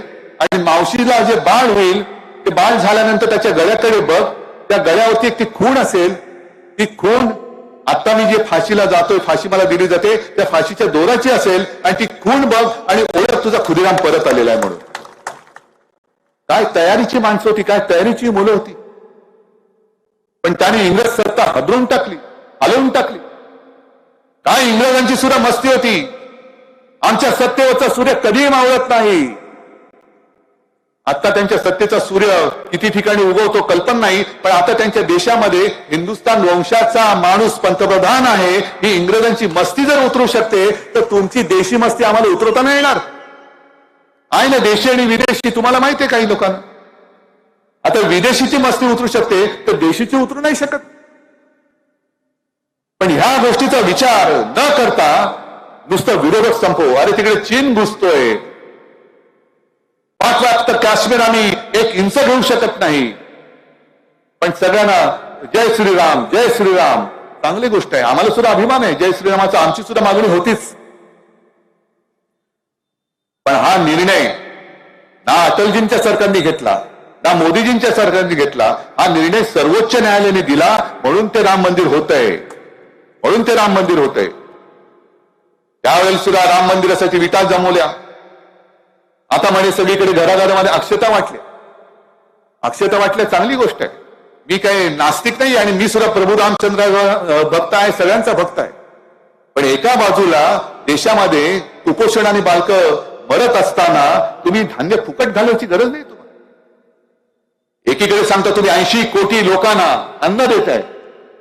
80 कोटी लोक म्हणजे देशाची अर्धी लोकसंख्या झाली. पण एवढी लोकसंख्या बेकार आहे, त्याला अन्न घेऊन खाण्याची त्यांची क्षमता नाही, त्यांना तुम्हाला फुकट अन्न द्यावं लागतंय. देता ही चांगली गोष्ट आहे, पण मग तुमची बेकारी तुम्ही जी कमी केली ती नेमकी केली कोणाची कमी? काय उत्तर आहे? प्रश्न नाही विचारला, प्रश्न दिला तर तू देशद्रोही आहेस. अरे माझ्या देशाचा प्रश्न आहे, तुम्ही माझ्या देशाचे पंतप्रधान आहात आणि देशाच्या जनतेचे प्रश्न मी विचारल्यानंतर तुम्ही जर मला देशद्रोही ठरवत असाल तर उद्या देशाची जनता तुम्हाला सिंहासनावरती खांदी उतरवल्याशिवाय राहणार नाही. ही या जनतेची ताकद आहे. आणि हे सगळे असे विषय बघत चाललो असताना खरंच मला काही वेळेला RSS आणि भारतीय जनता पक्षाची कीव येते. इकडे सुद्धा RSSचे काही लोक असतील, मी पोटतिडकीने बोलतो, राहवत नाही म्हणून बोलतो, याचा अर्थ मी तुम्हाला काही शत्रू मानतो असं नाही, पण मी काय बोलतो हे लक्षात घ्या, नाहीतर तुमचाच कपाळ मोक्ष होणार आहे. अनेक अशी RSSची घराणी आहेत की ज्यांनी घरदार कुटुंब सोडून भाजप वाढवण्यासाठी प्रयत्न केला. म्हणजे मला तर आठवतोय की एक राज्य जिंकल्यानंतर त्यांचं नाव मला कळलं, ती व्यक्ती अजूनही आहे, त्यांच्यावरती आता दुसऱ्या राज्याची जबाबदारी दिली. पण ते राज्य जिंकल्यानंतर मला कळलं की ही व्यक्ती मुंबईत राहते. म्हटलं अरे बोलूया त्यांना, त्यांना चहाला बोलवलं आणि त्यांना म्हटलं तुम्ही कसं केलं? मला म्हणाले उद्धवजी काय सांगणार? म्हणे आम्ही संघाची लोक अशीच करतो, आम्हाला जबाबदारी दिली का आम्ही तिकडे जातो आणि आमचं काम केल्याशिवाय हलत नाही. म्हटलं काय केलं तुम्ही? म्हणजे आम्ही जेव्हा गेलो त्या राज्यामध्ये फार वाईट परिस्थिती होती. कोणी तिकडे आमचं नाव घेतलं किंवा आम्ही रस्त्यावरती दिसलो तर जसं कुत्र्याला मारायला मागे लागतात तशी लोक मागे लागायची. मग काय केलं? काय म्हणे आम्ही राहिलो ठामपणाने, काही वेळेला शिव्या खाल्ल्या, मार खाल्ला, पण करत करत करत करत इतक्या वर्षांनी आम्ही भाजपाचं राज्य तिकडे आणलं. आता परत ते राज्य ते हारले, तो भाग वेगळा. पण ही त्यांची जी चिकाटी आहे, घरदार कुटुंब सोडून जे देतील तिकडे, सीमेवरचं राज्य तर सीमेवरचं राज्य, दुसरं राज्य तर दुसरं राज्य, ना घराचा पत्ता ना कुटुंबाचा काही संपर्क, भाजप आहे की भाजप. आता भाजप ज्या दिशेने चाललाय आणि देश ज्या दिशेने तो नेऊ इच्छितोय, हा मार्ग हुकुमशाहीचा आहे. मला सर्वांना सांगायचं, तुम्ही तर माझ्या हक्काचे आहात, पण भाजपच्या कार्यकर्त्यांना सांगायचे, RSSच्या कार्यकर्त्यांना सांगायचे आणि प्रशासकीय यंत्रणांना पण सांगायचंय की ही दिशा ही हुकुमशाहीची आहे. आणि आज तुम्हाला एक संधी आहे येत्या निवडणुकीमध्ये, मग ती लोकसभेची असेल आणि विधानसभेची असेल, ही हुकुमशाही इथल्या इथे जर का ठेचली नाही, जशी तुम्ही गेल्या वेळेला इथली गुंडशाही ठेचली, नाहीतर कोकणाची पुरी बर्बादी झाली असती. सगळ्या कोकणाचा 7-12 एका व्यक्तीच्या नावावर झाला असता. तसं संपूर्ण देशाची वाहतच लागेल. आणि ही लढाई केवळ माझी नाहीये, ही लढाई केवळ शिवसेनेची नाही, ही लढाई तुमच्या सगळ्यांची आणि तुमच्या पुढच्या पिढ्यांची आहे. घराणेशाही म्हणतात ना, हो इकडे सगळे घरंदाज लोक आहेत, त्यांना सुद्धा मुलं बाळा आहेत, नातवंड आहेत आणि त्यांना सुद्धा आणखी नातवंडांना सुद्धा मुलं होणार आहेत. त्यांच्या भवितव्याचीही निवडणूक आहे. मग मी तुम्हाला प्रश्न विचारतोय की तुम्हाला तुमची मुलं बाळ, तुमच्या भावी पिढ्या तुमच्या एका बोटामुळे, तुमच्या एका मतामुळे हुकुमशहाच्या ताब्यात देण्याची तुमची तयारी आहे? असेल तर द्या. त्याची कोणाची तयारी असेल द्या बाबा, मी काय करू शकतो? मी फक्त सांगू शकतो पुढे खड्डा आहे, खड्ड्यात पडशील. पण कोण असं म्हणाला पडलो तर पडलो, मग पड खड्ड्यामध्ये. मुंबई गोवा रस्ता जो बघतोय मी आता, इथला रस्ता तुम्ही मागे लागून करून घेतला, पण रायगडमध्ये तसा खड्ड्याचा रस्ता आहे. तसाच जर का खड्ड्याच्या रस्त्यावरून कोणाला चालायचंच असेल तर मी काही करू शकत नाही. पण जर का तुम्हाला हुकुमशहा नको असेल तर मग मात्र तुम्हाला या वेळेला जे म्हणतायत अब की बार 400 पार, तुम्ही म्हणाला पाहिजे अब की बार भाजप तडीपार, भाजपा तडीपार हा महाराष्ट्राचा नारा असला पाहिजे. देशामध्ये काय होईल, इंडिया आघाडी होईल हो होईल, भाजप सरकार येणार नाही, अजिबात येणार नाही. पण देशामध्ये काय होईल ते किती तिथले पक्ष मजबूत आहेत ते बघतील. पण निदान महाराष्ट्र जो आहे छत्रपती शिवरायाचा, तो शिवरायाचा महाराष्ट्र नेहमी संकटाची सामना करत आलेला आहे. त्याही वेळेला अफजल खान आला होता, औरंगजेब, सगळ्यांना. पण एक जर छत्रपती शिवाजी महाराज जन्माला आले नसते तर आज आपण इकडे दिसलोच नसतो, राम मंदिर तर होऊच शकलं नसतं. मी ज्या वेळेला आज सिंधुदुर्ग किल्ल्यामध्ये गेलो, त्या किल्ल्यामध्ये छत्रपती शिवाजी महाराजांच्या समोर उभं राहिल्यानंतर मला खरंच असं वाटलं की छत्रपती शिवाजी महाराज मला विचारताय की काय करतोस तू, काय करताय तुम्ही. माझं केवळ नाव घेता, छत्रपती शिवाजी महाराज की जय जोरात बोलता, आमच्या जयंत्या जोरात साजऱ्या करता, भगवे फडकवता, ढोल ताशे वाजवता, पण शिकलात काय माझ्याकडून? आहे तुमच्यावर हिंमत? ज्या वेळेला ते संकट आलं होतं त्या संकटाची सामना करणारा छत्रपती शिवाजी महाराजांसारखा एखादा तरी मावळा आपल्यामध्ये शिल्लक आहे का? आपण घेणार आहोत त्यांच्याकडनं काहीतरी. आणि तिथे जे मी बोललो तर तेच परत सांगतो की छत्रपती शिवाजी महाराजांच्या समोर मी नतमस्तक होऊन याच 4 ओळी बोललो होतो. तव शौर्याचा एक अंश दे, तव धैर्याचा जरा स्पर्श दे, तव जीवनातील एक क्षण दे, आणि तव तेजातील एकच किरण दे. बस मला एक क्षण, एक अंश, एक किरण एवढा पुरेसा आहे. तेव्हाचं जे काय होतं तेवढं हे मोठे कोणी नाही आहेत. एक तर यांच्यामध्ये स्वतःची ताकद नाहीये. जी ताकद आहे ती सगळी ताकद जनतेच्या कराच्या पैशातून ज्यांना पगार जातो त्या प्रशासकीय यंत्रणेची आहे. मग ती ईडी असेल, सीबीआय असेल, इन्कम टॅक्स असेल, पोलीस सुद्धा असतील. आणि सत्ता बदलल्यानंतर या सगळ्या शक्ती, या सगळ्या यंत्रणा या आपल्याकडे येणार आहेत. म्हणून कोणी असं समजू नये की मला सत्तेचा अमरपट्टा आहे. अजिबात तसं कोणाचं नसतं. लोक येत असतात, लोक जात असतात, पण देश तसाच राहत असतो. माझ्या भारत मातेचा इतिहास हजारो वर्षाचा आहे. माझा भगव्याचा इतिहास सुद्धा हजारो वर्षाचा आहे. तुम्हाला काय वाटतं या भगव्याची गद्दारी या आत्ताच झालेली आहे? या भगव्याची गद्दारी तेव्हाही झाली होती. अगदी छत्रपती शिवाजी महाराजांच्या काळामध्ये सुद्धा भगवेशी गद्दारी करणारी लोक होती. आणि या सगळ्याची दखल इतिहासाने घेतलेली आहे.